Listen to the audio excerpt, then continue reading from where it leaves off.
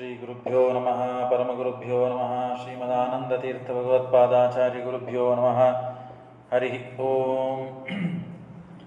ಸೃಷ್ಟಿಸ್ಥಿತ್ಯಪ್ಯಯೇಯಾನ್ಯತಿರಿಚಿತಮೋ ಬಂಧಮೋಕ್ಷಾಶ್ಚ ಯಸ್ಮಾತ್ ಅಸ್ಯ ಶ್ರೀ ಬ್ರಹ್ಮರುದ್ರಪ್ರಭೃತಿಸುರನರದ್ವೀಷಶತ್ರುತ್ಮಕಸ್ಯ ವಿಷ್ಣೋರ್ವ್ಯಸ್ತಾಃ ಸಮಸ್ತಾಃ ಸಕಲಗುಣನಿಧಿಃ ಸರ್ವದೋಷವ್ಯಪೇತಃ ಪೂರ್ಣಾನಂದಾವ್ಯಯೋ ಯೋ ಗುರುರಪಿ ಪರಮಶ್ಚಿಂತಯೇದಂ ಮಹಾಂತಂ. ಜನ್ಮಾದ್ಯಸ್ಯ ಯತೋऽನ್ವಯಾದಿತರತಶ್ಚಾರ್ಥೇಷ್ವಭಿಜ್ಞಸ್ವರಾಟ್ ತೇನೇ ಬ್ರಹ್ಮಹೃದಾಯ ಆದಿಕವಯೇ ಮುಖ್ಯಂತಿ ಯಂ ಸೂರಯಃ ತೇಜೋ ವಾರಿಮೃತಾಂ ಯಥಾ ವಿನಿಮಯೋ ಯತ್ರ ಸರ್ಗೋ ಮೃಷಾ ಧಾಮ್ನಾ ಸ್ವೇನ ಸದಾ ನಿರಸ್ತಗುಹಕಂ ಸತ್ಯಂ ಪರಂ ಧೀಮಹಿ. ಧರ್ಮ ವಿಜ್ಞಾನ ವೈರಾಗ್ಯ ಪರಮೇಶ್ವರ್ಯಶಾಲಿನಃ ಆನಂದತೀರ್ಥ ಭಗವತ್ಪಾದಾನ್ ವಂದೇ ನಿರಂತರಂ.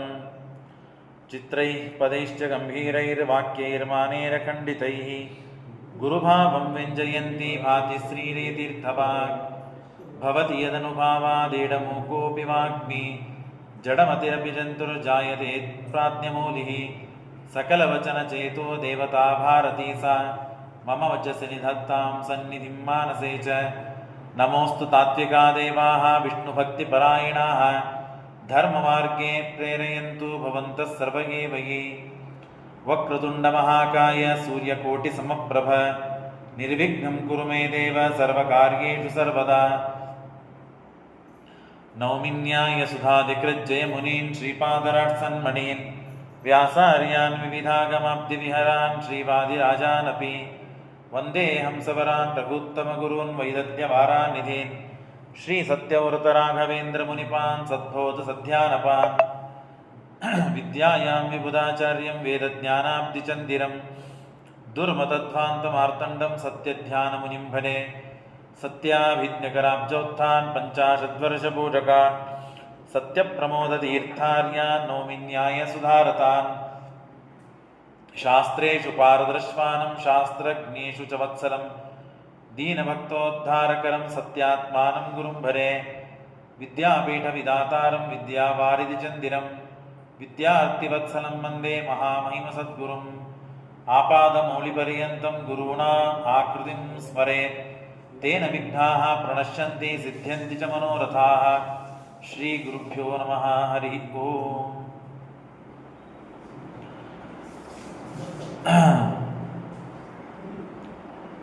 ಪರಮಾತ್ಮನ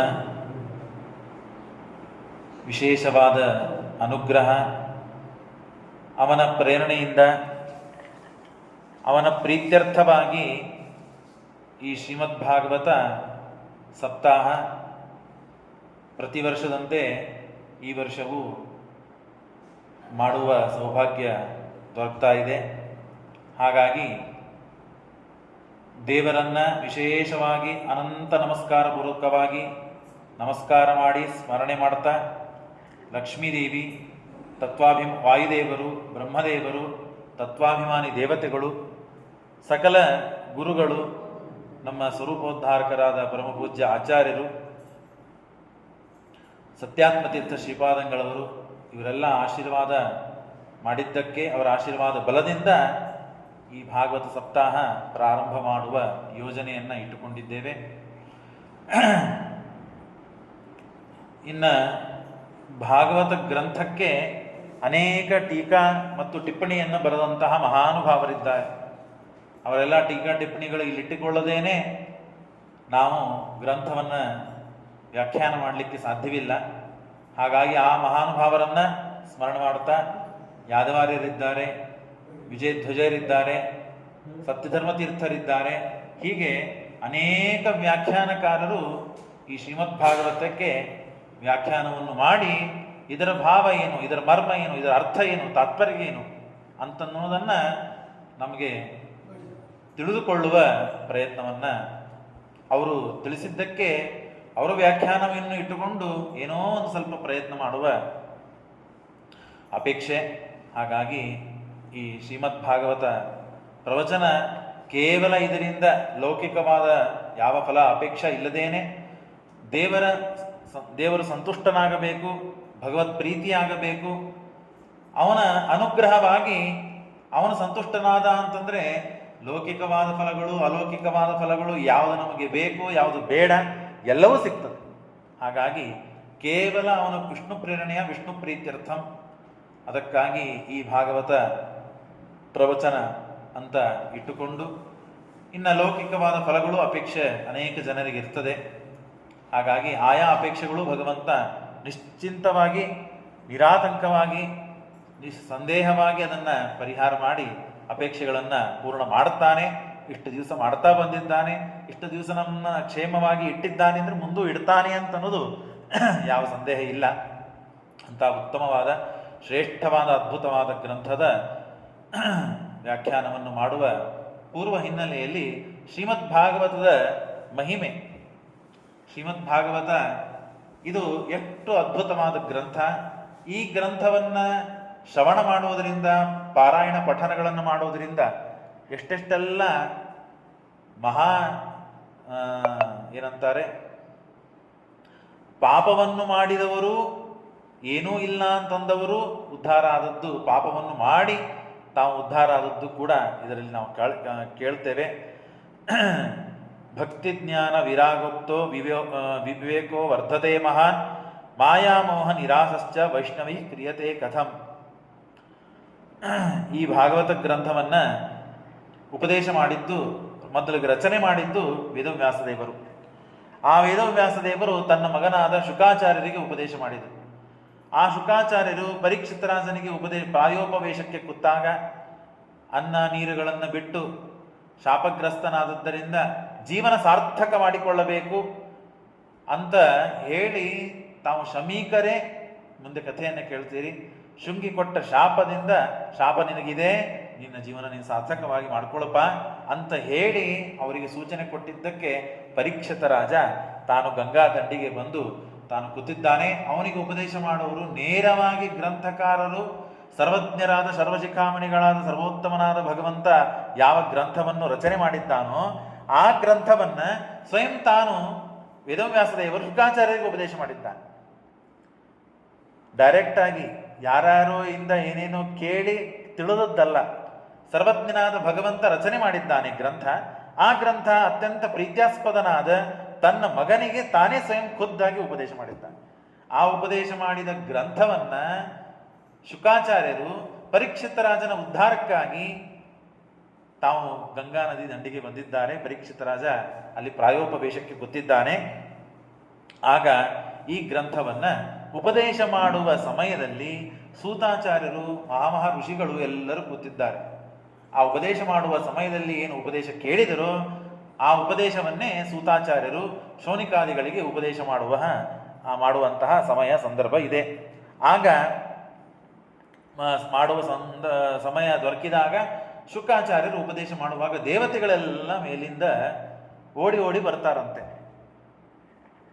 ದೇವೇಂದ್ರ ಮೊದಲು ಮಾಡಿಕೊಂಡು ಸಕಲ ದೇವತೆಗಳು ಬರ್ತಾರೆ. ಬಂದು ಸ್ವಾಮಿ ತಡೀರಿ, ಕೈಯಲ್ಲಿ ಸುಧಾ ಕಲಶವನ್ನು ಇಟ್ಟುಕೊಂಡು, ಅಮೃತ, ಯಾವ ಅಮೃತಕ್ಕಾಗಿ ದೇವದಾನವರಿಗೆ ಯುದ್ಧವಾಯಿತು, ಯಾವ ಅಮೃತಕ್ಕಾಗಿ ಸಮುದ್ರ ಮಥನವಾಗಿ 10,000 ವರ್ಷಗಳ ಕಾಲ ಸಮುದ್ರ ಮಥನದಲ್ಲಿ ಅಮೃತ ಬಂತೋ ಆ ಅಮೃತವನ್ನ ಕುಡಿದಕ್ಕೆ ಅಮರರು ಅಂತಾದ್ರು ದೇವತೆಗಳು. ಆ ಅಮೃತವನ್ನ, ಕಲಶವನ್ನ ಕೈಯಲ್ಲಿ ಇಟ್ಟುಕೊಂಡು ಬರ್ತಾರೆ. ಸ್ವಾಮಿ, ಆ ಭಾಗವತ ಎಂಬ ಗ್ರಂಥವನ್ನ ನಮಗೆ ಕೊಟ್ಬಿಡ್ರಿ. ಯಾಕೆ? ಇಲ್ಲ, ಈ ಸುಧಾ ಕಲಶ, ಪರೀಕ್ಷಿತ ರಾಜನಿಗೆ ಏನು ಸಮಸ್ಯೆ ಇದೆ? ಶಾಪ ಆಗಿದೆ, ತಕ್ಷಕ ಬಂದು ಕಚ್ತಾನೆ, ಅವನು 7 ದಿನ ಆದ ಮೇಲೆ ಸತ್ತು ಹೋಗ್ತಾನೆ ಅಂತ ಶಾಪ ಇದೆ.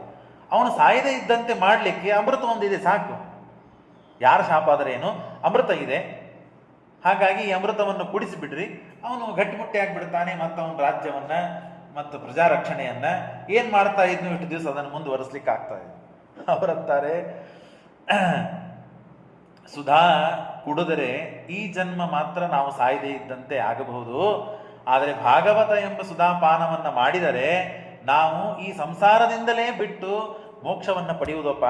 ಹಾಗಾಗಿ ಯಾವುದಕ್ಕೆ ಯಾವುದನ್ನ ಬೆಲೆ ಕೊಡಬೇಕು ಅಂತನ್ನೋದು ಗೊತ್ತಿಲ್ವಾ ನಿಮಗೆ ಅಂತ ಹೇಳಿ, ಕ್ವ ಸುಧಾ ಕ ಕಥಾ ಲೋಕೆ ಕ್ವಚ ವಾಚ ಕಮಣಿನ್, ಒಂದು ಮಣಿಯನ್ನು ತೆಗೆದುಕೊಂಡು ಏನಪ್ಪಾ ಅಂತಂದ್ರೆ ಒಂದು ಮುತ್ತು ರತ್ನದ ತುಂಬಿದ ಬಂಗಾರ ತಂಬಿಗೆಯನ್ನು ತೆಗೆದುಕೊಂಡು ಹೋಗಿ ಅಂಗಡಿಯವನ ಹತ್ತಿರ 1 ಕಿಲೋ ಅಕ್ಕಿ ಕೊಡು ಅಂತಂದ್ರೆ ಹೇಗಿರ್ತದೆ, ಹಾಗೆ ಪರಿಸ್ಥಿತಿ ಆಯ್ತು ನಿಮ್ದೆ, ಪರಿಸ್ಥಿತಿ ಆಗ್ತಾ ಇದೆ.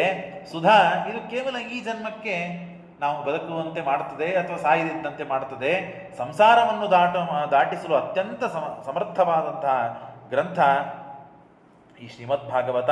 ಸುಧಾ ಕುಂಭಂ ಗೃಹಿತ್ವೈವ ದೇವ ತತ್ರ ಸಮಾಗಮನ್. ಸುಧಾ ಕಲಶವನ್ನು ಇಟ್ಟುಕೊಂಡು ತಾವು ದೇವತೆಗಳೆಲ್ಲ ಬಂದರೆ ಈ ಮಾತನ್ನು ಹೇಳಿದರೆ ಪ್ರತಿಯಾಗಿ ಶುಕಾಚಾರ್ಯ ಮಾತನ್ನು ಹೇಳ್ತಾರಂತೆ. ಅಭಕ್ತಾಂಸ್ತಾನ್ ವಿಜ್ಞಾಯ ನದದೋ ನ ಕಥಾಮೃತಂ ಶ್ರೀಮದ್ ಭಾಗವತಿ ವಾರ್ತಾ ಸುರಾಣಾಂ ಅಪಿ ದುರ್ಲಭ. ಏನ್ರಿ ಎಲ್ಲಿ ಬೇಕಾದಲ್ಲಿ ಈಗ ಸದ್ಯಕ್ಕೆ ಭಾಗವತ ಕಥಾವನ್ನು ಹೇಳುವರಿದ್ದಾರೆ, ಕೇಳುವರಿದ್ದಾರೆ, ಎಲ್ಲಿ ಬೇಕಾದಲ್ಲಿ ನಡೀತದೆ, ಆರಾಮಾಗಿ ಕೇಳಬಹುದು ಅಂತೇವೆ. ಕೇಳಲಿಕ್ಕಾಗುವುದಿಲ್ಲ. ಮನೆ ಪಕ್ಕದಲ್ಲೇ ನಡೀತಾ ಇರ್ತದೆ, ಮಣಿ ಓಣಿಯಲ್ಲೇ ನಡೀತಾ ಇರ್ತದೆ. ನಮ್ಮವರೇ ಹೇಳುತ್ತಿರ್ತಾರೆ, ನಮ್ದೇ ಓಣಿ, ನಮ್ದೇ ಆಚಾರ್ಯರು, ನಮ್ಮನೆ ಪಕ್ಕನೆ ಅಂತಾನೆ ಬಿಟ್ಬಿಡ್ತೇವೆ, ಕೇಳಲಿಕ್ಕಾಗೋದಿಲ್ಲ. ಅಷ್ಟು ದುರ್ಲಭ, ದೇವತೆಗಳಿಗೆ ದುರ್ಲಭ. ದೇವತೆಗಳು ಸುಧಾ ಕಲಶವನ್ನು ಕೊಟ್ಟು ಭಾಗವತ ಗ್ರಂಥವನ್ನು ಇಸ್ಕೊಳ್ತಾರೆ ಅಂತಂದ್ರೆ ಕೊಡ್ಲಿಕ್ಕೆ ತಯಾರಾಗಲಿಲ್ಲ ಅಂತ ಶುಕಾಚಾರ್ಯ ವಿಚಾರ ಮಾಡಿ. ಅಷ್ಟು ದುರ್ಲಭವಾದ ಗ್ರಂಥ ಇದು ದೇವತೆಗಳಿಗೂ. ಹಾಗಾಗಿ ಕೇಳ್ತಾ ಇದ್ದೇವೆ ಅಂದ್ರೆ ನಮ್ಮ ಪೂರ್ವಜರ ಪುಣ್ಯ, ನಾವು ಮಾಡಿದಂತಹ ಅಲ್ಪ ಸ್ವಲ್ಪ ಪುಣ್ಯ, ಎಲ್ಲಕ್ಕಿಂತ ಮೇಲೆ ಭಗವತ್ ಪ್ರಸಾದ, ಅವನ ಅನುಗ್ರಹ ಆಗಬೇಕು ಅಂತ, ದೇವರೇ ಅನುಗ್ರಹ ಮಾಡಬೇಕು ಅಂತ ಇಚ್ಛಾ ಮಾಡಿದ್ದಾನೆ. ಹಾಗಾಗಿ ಈ ಭಾಗವತವನ್ನ ಕೇಳುವ ಸೌಭಾಗ್ಯ ದೊರಕಿದೆ ಅಂತ ತಿಳಿಯಬೇಕೇ ಹೊರತು ಭಾಗವತವನ್ನು ಕೇಳುವುದು ಅಷ್ಟು ಸುಲಭವಲ್ಲ. ಸಪ್ತಾಹ ಏನು ಶ್ರುತಂ ಚೈತತ್ ಸರ್ವಥಾ ಮುಕ್ತಿದಾಯಕಂ. ಇದನ್ನ 1 ವರ್ಷದಲ್ಲಿ ಕೇಳುವಂತಹ ಪದ್ಧತಿ.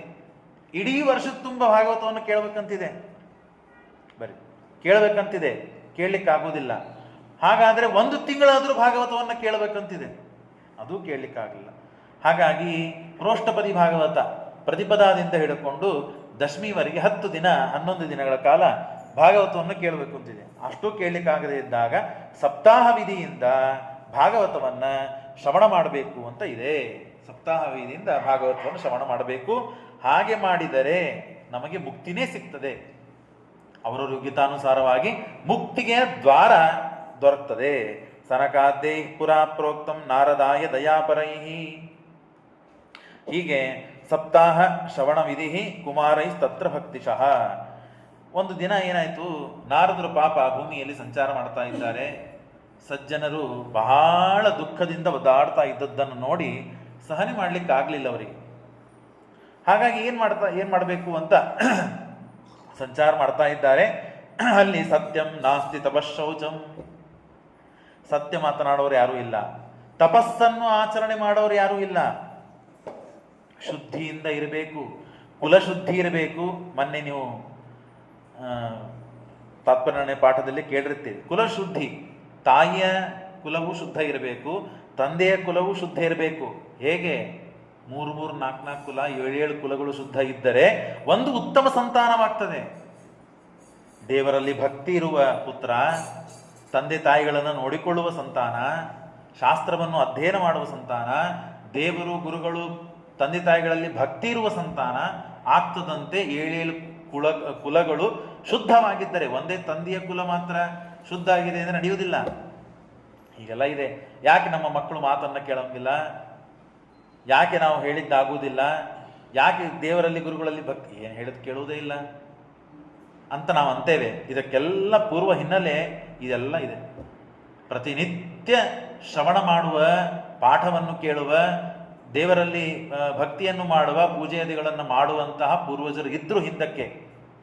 ಹಾಗಾಗಿ ನಾವು ಇಷ್ಟು ಈಗ ಶ್ರವಣ, ದೇವರ ಪೂಜೆ, ದೇವರ ಪ್ರಸಾದ, ನೈವೇದ್ಯ, ಸ್ವಲ್ಪ ಆಚೆ ಈಚೆ ಏನಾದರೂ ಸಾಧನೆ ಮಾಡ್ತಾ ಇದ್ದೇವೆ ಅಂದರೆ ಅವರ ಅದು ಹಿಂದೆ ಅವರು ಮಾಡಿದ ಪುಣ್ಯದಿಂದ ಅಂತ ನಾವು ತಿಳಿಲಿಕ್ಕೆ ಏನೂ ತಪ್ಪಿಲ್ಲ ಅಂತ ಭಾಗವತ ಹೇಳ್ತದೆ. ನಾಸ್ತಿ ಸತ್ಯಂ ನಾಸ್ತಿ ತಪಶೌಚಂ ದಯಾದಾನಂನ ವಿದ್ಯತೆ ಉದಂಭಾರಿಣೋ ಜೀವಾಹ. ಸತ್ಯ ಇಲ್ಲ, ಸತ್ಯ ಮಾತನಾಡುವ ಜನ ಇಲ್ಲ, ಶುದ್ಧದಿಂದ ಇರುವ ಜನ ಇಲ್ಲ, ದಾನ ಇಲ್ಲ, ದಯ ಮಾಡುವುದಿಲ್ಲ. ಯಾರೋ ಒಬ್ಬ ಮನೆ ಪಕ್ಕದಲ್ಲಿಯೋ ಓಣಿಯಲ್ಲೇನೋ ನಮ್ಮ ಗೊತ್ತಿದ್ದವ್ರಿಗೂ ಏನೋ ಸಮಸ್ಯೆ ಆಯ್ತು ಅಂದ್ರೆ ಪಾಪ ಅಂತಾನು ಜನ ಇಲ್ಲ ಈಗ. ಹಾಗೆ ಮಾಡಬಾರ್ದು. ನಮ್ಮ ಕೈಯಿಂದ ಹಣ ಸಹಾಯ ಮಾಡಲಿಕ್ಕೆ ಆಗದೇ ಇದ್ದರೂ ಅವರ ಸಲುವಾಗಿ ನಾವು ಖೇದ ಆದರೂ ಪಡಬೇಕು, ದೇವರಲ್ಲಿ ಪ್ರಾರ್ಥನೆ ಆದರೂ ಮಾಡಬೇಕು, ಮಾಡಿ ದಯಾ ತೋರಿಸಬೇಕು. ಉದಹಂಬ ಏನು ಮಾಡ್ತಾರೆ ಹಾಗಾದ್ರೆ ಜನ? ಹೊಟ್ಟಿ ತುಂಬಿಕೊಳ್ಳಿಕ್ಕೆ ಏನು ಬೇಕು ಅದನ್ನು ಎಲ್ಲ ಮಾಡ್ತಾರೆ. ಭಾಗವತ ಹೇಳ್ತಾ ಇದೆ, ಉದಹಂಬಾರಿಣ ಉದರಂ ಭಾರಿಣೋ ಜೀವಾಹ ವರಕ ಕೂಟಭಾಷಿಣಃ. ಸುಳ್ಳು ಮಾತನಾಡ್ತಾರೆ, ಏನು ಮಾತನಾಡಿದರೆ ತಮ್ಮ ಕೆಲಸ ಆಗ್ತದೋ ಅದನ್ನು ಮಾಡ್ತಾರೆ. ಹಾಗಾಗಿ ಮಂದಾಹ, ಬುದ್ಧಿ ಕಮ್ಮಿ ಇದೆ, ಆಯುಷ್ಯ ಕಮ್ಮಿ ಇದೆ. ಹಾಗಾಗಿ ಪಾಖಂಡ ನಿರತಾಹ, ಏನು ತಾವು ಮಾತನಾಡ್ತಾರೋ ತಮ್ಮ ಮನಸ್ಸಿನಲ್ಲಿ ತಮ್ಮ ಬುದ್ಧಿಯಲ್ಲಿ ಏನು ಬರ್ತದೋ ಅದನ್ನು ಸಾಯಿಸಬೇಕು ಅಂತ ಎಲ್ಲ ಹಠಗಳನ್ನು ಮಾಡ್ತಾರೆ. ನಾವು ಅನ್ಕೊಂಡಿದ್ದಾಗಬೇಕು, ಅವರು ಹೇಳಿದ್ದು ನಾವು ಮಾಡಬಾರ್ದು. ಅದು ಒಳ್ಳೆಯದ್ದೇ ಇರಲಿ ಕೆಟ್ಟದ್ದೇ ಇರಲಿ ಏನಾದರೂ ಇರಲಿ, ನಾವು ಅನ್ಕೊಂಡಿದ್ದು ಮಾತ್ರ ಆಗಬೇಕು ಅಂತ ಹೇಳಿ ಪಾಖಂಡಿಗಳಾಗಿ ಉಳಿದು ಬಿಡ್ತಾರೆ. ಸಂತಹ ವಿರಕ್ತಃ ಪರಿಗ್ರಹ. ಹಾಗಾಗಿ ಇಷ್ಟೆಲ್ಲ ಜನ, ಈ ಥರ ಜನ ಇದ್ದದ್ದನ್ನು ನೋಡಿ ಬಹಳ ತೊಂದರೆ ಆಯಿತು. ಸ್ವಲ್ಪ ಮುಂದೆ ಬಂದರೆ ವೃದ್ಧೌ ತೌ ಪತಿತೋ ಪಾರ್ಶ್ವೋ, ಇಬ್ಬರು ವೃದ್ಧರು ಭೂಮಿಯಲ್ಲಿ ಬಿದ್ದು ಒದ್ದಾಡ್ತಾ ಇದ್ದಾರಂತೆ. ವೃದ್ಧರು ಭೂಮಿಯಲ್ಲಿ ಬಿದ್ದು ಒದ್ದಾಡ್ತಾ ಇದ್ದಾರೆ. ಒಬ್ಬ ಹೆಣ್ಣು ಮಗಳು ಆ ವೃದ್ಧರನ್ನ ತೊಡಿ ಮೇಲೆ ಇಟ್ಕೊಂಡು ಕೂತಿದ್ದಾಳೆ. ಏನು ವಿಚಿತ್ರ ಅಂತಂದ್ರೆ, ಏಕಾಂತು ತರುಣಿ ತತ್ರ ವಿಷಣ್ಣ ಖಿನ್ನ ಮಾನಸ, ಬಹಳ ದುಃಖದಿಂದ ಅಳ್ತಾ ಕೂತಿದ್ದಾಳೆ. ಆ ತೊಡಿ ಮೇಲೆ ಒಬ್ಬ ವೃದ್ಧ ಮಲಗಿದ್ದಾನೆ, ಈ ತೊಡಿ ಮೇಲೆ ಒಬ್ಬ ವೃದ್ಧ. ಆಕೆ ತರುಣಿ, ಯೌವನದಲ್ಲಿ ಇದ್ದಂತಹ ಹುಡುಗಿ ತಾನು ಅಳ್ತಾ ಕೂತಿದ್ದಾಳೆ. ಏನಿದು ದೃಶ್ಯ ಅಂತ ನಾರದರು ನೋಡ್ತಾ ಇದ್ದಾರೆ. ಎಲ್ಲ ಕಡೆ ನೋಡ್ತಾ ಇದ್ದಾರೆ. ಇಂಥ ಜನ ಇದ್ದಾರೆ, ಅವರಿದ್ದಾರೆ, ಇವರಿದ್ದಾರೆ ಅಂತ ಈ ದೃಶ್ಯವನ್ನು ನೋಡಿದ್ರು. ಸ್ವಲ್ಪ ಅವ್ರಿಗೆ ಮನಸ್ಸು ಏನೂ ಆಯಿತು, ಯಾಕೆ ಏನು ನಡೀತಾ ಇದೆ ಅಂದರೆ, ಸಾಮಾನ್ಯವಾಗಿ ತಂದೆ ತಾಯಿಗಳು ವೃದ್ಧರಾಗಿರ್ತಾರೆ, ಮಕ್ಕಳು ಯೌವನದಲ್ಲಿರ್ತಾರೆ. ಹೀಗೆಲ್ಲ ಇರೋದು ಜೀವನದಲ್ಲಿ ಪರಿಸ್ಥಿತಿ, ಲೋಕದಲ್ಲಿ ಕಂಡದ್ದು. ಯಾಕೆಂದ್ರೆ ಮೊದಲಿಗೆ ತಂದೆ ತಾಯಿಗಳು, ಆಮೇಲೆ ಮಕ್ಕಳು ಹುಡುತ್ತಾರೆ. ಮಕ್ಕಳು ಯೌವನದಲ್ಲಿ ಇದ್ದಾಗ ತಂದೆ ತಾಯಿಗಳು ವೃದ್ಧರಾಗ್ತಾರೆ. ಇಲ್ಲಿ ಹಾಗೆ ಪರಿಸ್ಥಿತಿ ಇಲ್ಲ. ತಾಯಿ, ಕುತ್ತವಳು ತಾಯಿ, ಆಕೆ ತರುಣಿ ಇದ್ದಾಳೆ, ಅವರ ಮಕ್ಕಳು ವೃದ್ಧರಾಗಿ ಬಿಟ್ಟಿದ್ದಾರೆ. ಒಂದು ತೊಡೆ ಮೇಲೆ ಒಬ್ಬ ವೃದ್ಧ ಮಲಗಿದ್ದಾನೆ, ಇನ್ನೊಂದು ತೊಡೆ ಮೇಲೆ ಇನ್ನೊಬ್ಬ ವೃದ್ಧ. ಮಕ್ಕಳು ವೃದ್ಧರು ಹೇಗಾದರು ಅಂತಂದ್ರೆ, ಅದಕ್ಕೆ ಹೇಳ್ತಾರೆ ಭಕ್ತಿ, ಜ್ಞಾನ, ವೈರಾಗ್ಯ ಅಂತ 3 ಇವೆ. ಭಕ್ತಿ ಅಂತನ್ನೋದು ಹೆಣ್ಣು ಮಗಳು, ಸ್ತ್ರೀಲಿಂಗ, ಹಾಗಾಗಿ ಹೆಣ್ಣು ಮಗಳು. ಜ್ಞಾನ ಮತ್ತು ವೈರಾಗ್ಯ ಅಂತಿದೆ, ಜ್ಞಾನ ವೃದ್ಧವಾಗಿ ಬಿಟ್ಟಿದೆ. ಎಷ್ಟು ಪುಷ್ಟಿಯನ್ನು ಕೊಟ್ಟರೂ ಅದು ಬೆಳಿಲಿಕ್ಕೆ ತಯಾರಿಲ್ಲ, ಬೇಡ ಬೇಡ ಬೇಡ ಅಂತಂತಾರೆ. ವೈರಾಗ್ಯ ಅಂತ ಶಬ್ದ ಅಂದರೆ ಮೊದಲೇ ನಾವು ದೂರ ಹೋಗ್ತೇವೆ ಅಂತ. ಆ ವ್ರತ ಮಾಡ್ರಿ, ಈ ವ್ರತ ಮಾಡ್ರಿ, ಉಪವಾಸ ಮಾಡ್ರಿ, ವನವಾಸ ಮಾಡ್ರಿ ಅಂದರೆ ಆಗುದಿಲ್ರಿ ನಮಗೆ. ಹಾಗಾಗಿ ಅವೆರಡಕ್ಕೂ ಪುಷ್ಟಿನೇ ಇಲ್ಲ, ಶಕ್ತಿನೇ ಇಲ್ಲ ಅಂದರೆ ಅದು ಸಣ್ಣವರಾಗಿದ್ರೂ ಅದು ವೃದ್ಧಾಪ್ಯವನ್ನು ತಾಳಿದಂತೆ ಆಯಿತು. ಈಕಿ ಮಾತ್ರ ತರುಣಿಯಾಗಿದ್ದಾಳೆ, ಭಕ್ತಿ ಇದೆ. ಆವಾಗ ರಾಯರ ಅಷ್ಟೋತ್ತರ ಅಂತಾರೆ, ಪಾದಯಾತ್ರ ಅಂತ ಮಾಡ್ತಾರೆ, ಭಜನಿ ಅಂತ ಮಾಡ್ತಾರೆ, ದೇವರ ಇವತ್ತಾಯ್ತಲ್ಲ ದೊಡ್ಡ ದೇವ್ರ ಪೂಜಾ ಅಂತ ಆಗ್ತದೆ. ಹಾಗೆ ಹೀಗೆ ಎಲ್ಲ ಭಕ್ತಿಗೆ ಏನು ಬೇಕೋ ಎಲ್ಲ ಆಗ್ತದೆ. ಜ್ಞಾನ 4 ತಾಸು ಕೂಡಬೇಕು, ತಲೆ ಹೊಡ್ಕೋಬೇಕು, ಅಧ್ಯಯನ ಮಾಡ್ಕೋಬೇಕು, ಪಾಠವನ್ನು ಕೇಳಬೇಕು, ಪ್ರವಚನ ಕೇಳಬೇಕು ಅಂದರೆ ಅದಕ್ಕೆ ಆಗ್ಲಿಕ್ಕೆ ಸಾಧ್ಯವಿಲ್ಲ. ಅದಕ್ಕೆ 100 ಜನ ಇದ್ದರೆ ಇದಕ್ಕೆ 10 ಜನ ಇರ್ತಾರೆ. ಹಾಗಾಗಿ ಇಲ್ಲಿ ದೌರ್ಬಲ್ಯ ಬಹಳ ಇದೆ. ಹಾಗಾಗಿ ಆ ಭಕ್ತಿ, ತಾನು ತಾಯಿ ಅಳ್ತಾ ಇದ್ದಾಳೆ, ನನ್ನ ವೈರಾಗ್ಯ ಜ್ಞಾನ ಇಬ್ಬರು ಮಕ್ಕಳು ಬಹಳ ಖಿನ್ನರಾಗಿದ್ದಾರೆ. ತಾಯಿಗೆ ಇದನ್ನು ನೋಡಿ ಸಹನೆ ಮಾಡಲಿಕ್ಕೆ ಆಗದೇ ಇದ್ದಾಗ ಏನು ಮಾಡಬೇಕು? ಆಗ ಬಹುದಾ ತವ ವಾಕ್ಯೇನ ದುಃಖ ಶಾಂತಿರ್ ಭವಿಷ್ಯತಿ ಯದಾ ಭಾಗ್ಯಂ ಭವೇದ್ ಭೂರಿ ಭವತೋ ದರ್ಶನಂ ಯದಾ. ಕಾಸಿತ್ವಂ, ಯಾರಮ್ಮ ನೀನು? ನಾರದರು ಕೇಳ್ತಾರೆ, ಯಾರಮ್ಮ ನೀನು? ಕವಿಮೋ ಚೇಮಾಹ ನಾರ್ಯಾಹ ಕಾ ಪದ್ಮಲೋಚನಃ. ಬರೇ ಬಿದ್ದು ಉಳ್ಳಾಡ್ತಾ ಇದ್ದಾರೆ ಇವರು. ಯಾರಿವರು? ಏನಿಲ್ಲ, ನಾನು ತಾಯಿ, ಇಬ್ಬರು ಮಕ್ಕಳು. ನಾರದರೆ, ನನ್ನ ಭಾಗ್ಯ ಹೀಗಾಗಿದೆ. ಅಹಂ ಭಕ್ತಿ ರೀತಿ ಖ್ಯಾತ ಇಮೋಮೋ ತನಯೋ ಮತೋ ಜ್ಞಾನ ವೈರಾಗ್ಯ ನಾಮಾನೋ. ಭಾಗವತಕ್ಕೂ ಹೇಳಲಿಕ್ಕೆ ಈ ಪರಿಸ್ಥಿತಿ ಬಂದ್ಬಿಟ್ಟಿದೆ. ಜ್ಞಾನ ಮತ್ತು ವೈರಾಗ್ಯಕ್ಕೆ ಯಾರೂ ಕೈ ಹಿಡಿಯುವುದಿಲ್ಲ, ನನಗೆ ಮಾತ್ರ ಕೈ ಹಿಡಿತಾರೆ. ಸ್ವಲ್ಪ ಭಕ್ತಿ ಬೇಕು ಅಂತ ನನ್ನನ್ನು ಹಿಡಿತಾರೆ. ಒಳ್ಳೆ ಮಾತುಗಳನ್ನು, ಒಳ್ಳೆ ವಿಷಯಗಳನ್ನು ಹೇಳಿದಾಗ ಮನಸ್ಸಿಗೆ ಪ್ರಭಾವ ಆಗಿ ಕಣ್ಣಿನಲ್ಲಿ ನೀರು ಬರುವ ಜನ ಇದೆ. ಆದರೆ ಜ್ಞಾನವನ್ನು ಪಡೆಯುವ ಜನ ಇಲ್ಲ. ಏನು ಮಾಡಬೇಕು? ಉತ್ಪನ್ನ ದ್ರವಿಡೆ. ನನ್ನ ಹುಟ್ಟು ಎಲ್ಲಿ ಗೊತ್ತಾ? ಭಕ್ತಿ ಹೇಳ್ತಾಳೆ, ನಾನು ಎಲ್ಲಿ ಹುಟ್ಟಿದ್ದೀನಿ? ದ್ರವಿಡ ದೇಶದಲ್ಲಿ ಹುಟ್ಟಿದ್ದೇನೆ. ಸಾಹಂ ವೃದ್ಧಿರ್ ಕರ್ನಾಟಕ ಗತ. ಕರ್ನಾಟಕದಲ್ಲಿ ನನಗೆ ಬಹಳ ಪ್ರಾಶಸ್ತ್ಯ ಕೊಟ್ಟರು ಎಲ್ಲರೂ. ದಾಸ ಸಾಹಿತ್ಯ ಅಂತಾಗಲಿ, ಅಲ್ಲಿ ಅಂತಾಗಲಿ, ಇಲ್ಲಂತಾಗಲಿ, ಭಜನೆ ಅದು ಇದು ಅಂತ ಹೇಳಿ ಭಕ್ತಿಗೆ ಬಹಳ ಪ್ರಾಶಸ್ತ್ಯ ಬಂತು. ನಾನು ಚೆಂದಾಗಿ ಬೆಳೆದೆ, ದಷ್ಟಪುಷ್ಟನಾಗಿ ಬೆಳೆದೆ ನಾನು. ಕ್ವಚಿತ್ ಕರ್ನಾಟಕದಲ್ಲಿ ಅಲ್ಲಲ್ಲೆಲ್ಲೆಲ್ಲ ಅಷ್ಟೇ ಪ್ರಾಶಸ್ತ್ಯ, ಎಲ್ಲ ಕಡೆಗಿಲ್ಲ. ಮಹಾರಾಷ್ಟ್ರದಲ್ಲಿ, ಕರ್ನಾಟಕ ಕಡೆಗೆ ಎಲ್ಲ ಕಡೆಗೂ ಭಕ್ತಿ ಇದೆ. ಆದರೆ ದುರ್ಜಗೆ ಜೀರ್ಣತಾಂಗತ. ಇನ್ನು ಹಾಗೆ ಮುಂದೆ ಹೋದರೆ ಗುಜರಾತಕ್ಕೆ ಇತ್ಯಾದಿ ಮುಂದೆ ಹೋದರೆ ಅಲ್ಲಿ ನನ್ನ ಯಾರು ನೋಡೋರೇ ಗತಿ ಇಲ್ಲ. ಭಕ್ತಿದು ಈ ಪರಿಸ್ಥಿತಿ ಇದೆ. ಜ್ಞಾನ ವೈರಾಗ್ಯದ್ದಂತೂ ಇಲ್ಲೇ ಇಲ್ಲ. ಎಲ್ಲಾದರೂ ಭಕ್ತಿಯಾದ ನನ್ನ ಪರಿಸ್ಥಿತಿನೂ ಕರ್ನಾಟಕದಲ್ಲಿ ಸ್ವಲ್ಪ ಸಮೃದ್ಧನಾಗಿದ್ದೇನೆ ನಾನು. ಎಲ್ಲ ಕಡೆಗೂ ನನ್ನನ್ನು ಆರಾಧಿಸೋದಿಲ್ಲ. ಹಾಗಾಗಿ ಏನು ಮಾಡಬೇಕು ಅಂತ ಈ ಸಮಸ್ಯೆ ಬಂದಾಗ, ಅಂದರೆ ಜ್ಞಾನ ವೈರಾಗ್ಯಗಳು ಗಟ್ಟಿಮುಟ್ಟಿಯಾಗಿ ಬೆಳೆಯೋದಕ್ಕೆ ಏನು ಮಾಡಬೇಕು ಹೇಳ್ರಿ ಅಂತ ಕೇಳಿದಾಗ ನಾರದರಿಗೂ ಸಮಸ್ಯೆ ಆಯಿತು. ಆಚೆ ಈಚೆ ಎಲ್ಲ ಹೋಗ್ತಾರೆ, ಸನಕಾದಿಗಳು ಸಿಗ್ತಾರೆ, ಬದರಿಕಾಶ್ರಮಕ್ಕೆ ಹೋಗ್ತಾರೆ. ಬದರಿಕಾಶ್ರಮಕ್ಕೆ ಹೋದಾಗ ಜ್ಞಾನ ಭಕ್ತಿ ಜ್ಞಾನ ವಿರಾಗಾಣಾಂ ನೋತದಿಷ್ಟ ತ್ರಿಕಂ ತದಾ ಉಪಾಯೇನ ನಾಮೃತೋ ಅಸ್ತಿ ಕರ್ಣೋ ಕರ್ಣೇ ಜಜಂಜಪಃ. ಅದು ಕರ್ಣದಿಂದ ಕರ್ಣಕ್ಕೆ, ಕಿವಿಯಿಂದ ಕಿವಿಗೆ ಹೋದಂತೆ ಏನು ಮಾಡಬೇಕು ಅಂದಾಗ ಅಲ್ಲಿ ಒಬ್ಬರು ಜ್ಞಾನಿಗಳು ಸಿಕ್ಕರು. ಜ್ಞಾನಿಗಳು ಸಿಕ್ಕಾಗ, ಸ್ವಾಮಿ ಮತ್ತು ಹೀಗೆ ಪರಿಸ್ಥಿತಿ ಇದೆ, ಏನು ಮಾಡಬೇಕು ಅಂದಾಗ ಅವ್ರು ಹೇಳಿದರು, ನೀನು ಸತ್ಕರ್ಮವನ್ನು ಮಾಡು. ಸತ್ಕರ್ಮವನ್ನು ಮಾಡಿದರೆ ಜ್ಞಾನ ಮತ್ತು ವೈರಾಗ್ಯ ಇವು ಗಟ್ಟಿ ಆಗ್ತದೆ, ನಿನ್ನ ಮಕ್ಕಳು ಗಟ್ಟಿಮುಟ್ಟಿ ಆಗ್ತಾರೆ ಅಂದಾಗ, ಸರಿ ಆಗಲಿ, ಏನು ಸತ್ಕರ್ಮ ಮಾಡು ಅಂತಂದರೆ ಆಚಮನ ಮಾಡುವುದಾ ಅಥವಾ ಅಭಿಷೇಕ ಮಾಡುವುದಾ, ಹೋಮ ಮಾಡುವುದಾ? ಸತ್ಕರ್ಮ ಅಂದ್ರೆ ಏನು? ಇವೆಲ್ಲ ಅಂದ್ರಲ್ಲ. ಸತ್ಕರ್ಮ ಅಂತಂದ್ರೆ ಶ್ರೀಮದ್ ಭಾಗವತ ಅಪಾಲಾತ್ ಕಥಂ ಬೋಧಮೇಷ್ಯತಿ ತತ್ಕಥಾಸು ಚ ವೇದಾರ್ಥ ಶ್ಲೋಕೆ ಶ್ಲೋಕೆ ಪದೇ ಪದೇ ಶ್ರೀಮದ್ ಭಾಗವತ ಶ್ರವಣವನ್ನು ಮಾಡಬೇಕು. ಶ್ರೀಮದ್ ಭಾಗವತ ಶ್ರವಣ ಮಾಡಿದರೆ ಆಗ ಅದೇ ಸತ್ಕರ್ಮ, ಅದಕ್ಕಿಂತ ದೊಡ್ಡ ಸತ್ಕರ್ಮ ಇಲ್ಲ. ಇದಂ ಭಾಗವತಂ ನಾಮ ಪುರಾಣಂ ಬ್ರಹ್ಮ ಸಂಹಿತಂ ಭಕ್ತಿ ಜ್ಞಾನ ವಿರಾಗಾಣಾಂ ಸ್ಥಾಪನಾಯ ಪ್ರಕಾಶಿತಂ. ಅತ್ಯಂತ ವೇದವ್ಯಾಸದೇವರು ಅನೇಕ ಕಥೆಗಳನ್ನೆಲ್ಲ ಬರೆದರು, ಪುರಾಣಗಳನ್ನು ಬರೆದರು. ಆದರೂ ಸಮಾಧಾನ ಆಗಲಿಲ್ಲ. ಮುಂದೆ ಕಥೆ ಬರ್ತದೆ ಪ್ರಥಮ ಸ್ಕಂದದಲ್ಲಿ. ಆಗ ಕೊನೆಗೆ ಭಾಗವತವನ್ನು ಬರೆಯಬೇಕು ಅಂತ ನಾರದರಿಂದ ಪ್ರೇರಿತರಾದಂತೆ ತೋರಿಸಿದರು. ಎಲ್ಲರಿಗೂ ಗೊತ್ತಿದೆ, ವೇದವ್ಯಾಸ ದೇವರು ಸರ್ವಜ್ಞರು. ಆದರೂ ಹಾಗೆ ಅವರಿಂದ ಯಾರಾದರೂ ಪ್ರಾರ್ಥನೆ ಮಾಡಬೇಕಲ್ಲ, ಸ್ವಾಮಿ ನಮಗಿದು ಬೇಕು, ಎಲ್ಲನೂ ದೇವರೇ ಬರೆದು ಬಿಟ್ಟ, ದೇವರಿಗೆ ಯಾರು ಪ್ರಾರ್ಥನೆ ಮಾಡಲಿಲ್ಲ ಅಂದರೆ ಕಿಮ್ಮತ್ತು ಇರೋದಿಲ್ಲ. ಅದಕ್ಕೆ ಅನಾಯಾಸವಾಗಿ ಎಲ್ಲ ಸಿಕ್ಬಿಟ್ಟಿದೆ ಹೇಗೆ. ಹಾಗಾಗಿ ನಮ್ಮ ಸಲುವಾಗಿ ನಾರದರು ಪ್ರಾರ್ಥನೆ ಮಾಡಿದಾಗ ಆ ಗ್ರಂಥವನ್ನು ಬರೆದಿದ್ದು ಶ್ರೀಮದ್ ಭಾಗವತ. ಆ ಭಾಗವತದಿಂದ ಏನು ಸಿಗ್ತದಂದ್ರೆ ಜ್ಞಾನ ಭಕ್ತಿ ವೈರಾಗ್ಯಗಳು ಅತ್ಯಂತ ಉತ್ಕೃಷ್ಟವಾದ ರೀತಿಯಲ್ಲಿ ನಮಗೆ ದೊರಕ್ತದೆ. ಅದಕ್ಕೆ ಈ ಕಥೆಗಳನ್ನೆಲ್ಲ ಹೇಳ್ತಾ ಇದ್ದಾರೆ. ಹಾಗಾಗಿ ಇದಂ ಭಾಗವತಂ ನಾಮ ಪುರಾಣಂ ಬ್ರಹ್ಮ ಸಂಹಿತಂ ಜ್ಞಾನ ಭಕ್ತಿ ಜ್ಞಾನ ವಿರಾಗಾಣಂ ಸ್ಥಾಪನಾಯ ಪ್ರಕಾಶಿತಂ. ಭಕ್ತಿ ಜ್ಞಾನ ವೈರಾಗ್ಯ ಇವು ಅತ್ಯಂತ ಗಟ್ಟಿಮುಟ್ಟಿಯಾಗಿ ನಿಲ್ಲಬೇಕು ಅನ್ನೋ ಸಲುವಾಗಿ ಈ ಗ್ರಂಥವನ್ನು ಬರೆದದ್ದು. ಗೀತಾಯ ಅಪಿ ಚ ಕರ್ತಾರಿ ಪರಿತಾಪಿ ವ್ಯಾಸೆ, ಹೀಗೆ ಚತುಶ್ಲೋಕಿಯಾದ ಭಾಗವತ ಇದೆ. ಅದರ ಕಥೆಯನ್ನು ಹೇಳ್ತಾರೆ.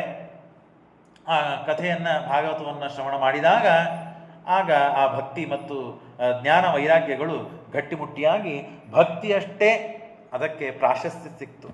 ಇಲ್ಲದೇ ಇದ್ರೆ ಕೇವಲ ಭಕ್ತಿಗಷ್ಟೇ ಮರ್ಯಾದೆ ಕೊಟ್ಟು ಭಕ್ತಿಯನ್ನಷ್ಟೇ ಮಾಡಿ ಜ್ಞಾನ ವೈರಾಗ್ಯಗಳಿಗೆ ಪ್ರಾಶಸ್ತ್ಯ ಇಲ್ಲ ಅಂತ ಆಗ್ತಾಯಿತ್ತು. ಈ ಭಾಗವತ ಗ್ರಂಥವನ್ನು ಅಧ್ಯಯನ ಶ್ರವಣ ಮನನಗಳನ್ನು ಮಾಡೋದರಿಂದ ಜ್ಞಾನ ವೈರಾಗ್ಯಗಳಿಗೂ ಪೌಷ್ಟ್ಯ ಅಂತನೋದು ಬರ್ತದೆ.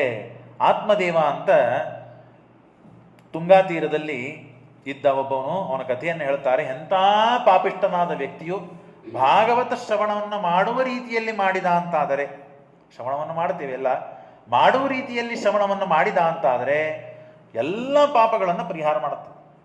ಕೇವಲ ಭಗವಂತ ನಾಮಸ್ಮರಣೆಯೂ ಕೂಡ ಹೇಳ್ತದೆ ಕೃಷ್ಣಾಮೃತ ಮಹಾರ್ಣವ, ಮನುಷ್ಯ ವಿಚಾರ ಮಾಡಲಿಕ್ಕೂ ಸಾಧ್ಯವಿಲ್ಲದೆ ಇದ್ದಷ್ಟು ಪಾಪಗಳನ್ನು ಮಾಡಿದರೂ ಭಗವನ್ ನಾಮಕ್ಕೆ ಎಷ್ಟು ಶಕ್ತಿ ಇದೆ ಅಂತಂದರೆ, ಅವ ಎಷ್ಟು ಪಾಪ ಮಾಡಿದರೂ ಎಲ್ಲ ಪಾಪಗಳನ್ನು ಒಂದೇ ನಾಮ ಪರಿಹಾರ ಮಾಡುವಷ್ಟು ಶಕ್ತಿ ಇದೆ ನಾಮಕ್ಕೆ. ಪಾಪಗಳನ್ನು ಮಾಡ್ತಾ ಮಾಡ್ತಾ ಇವನು ಸೋಲ್ತಾನೆ ಹೊರತು ಆ ಪದ ಇದು, ಭಗವನ್ ನಾಮ ಇದು ಪಾಪವನ್ನು ಪರಿಹಾರ ಮಾಡಲಿಕ್ಕೆ ಸುಸ್ತಾಗುವುದಿಲ್ಲ ಅಂತೆ. ಅಷ್ಟು ಶಕ್ತಿ ಭಗವನ್ ನಾಮಕ್ಕೆ ಇದೆ. ನಾವೆಲ್ಲ ಮಾಡ್ತೀವಲ್ಲ, ಮತ್ತೆ ಹಾಗಾದರೆ ಅನುಸಂಧಾನ, ಶ್ರದ್ಧೆ, ಭಕ್ತಿ, ವಿಶ್ವಾಸ ನಾವು ಎಷ್ಟು ಆ ನಾಮಗಳಲ್ಲಿ ಹಾಕ್ತೇವೋ ಅಷ್ಟು ನಮ್ಮ ಪಾಪ ಹೋಗ್ತದೆ. ಪಾಪ ಹೋಗುವುದಿಲ್ಲ ಅಂತ ಸರ್ವತಾ ಇಲ್ಲ. ಕ್ವಾಲಿಟಿ ಇದೆಯಲ್ಲ.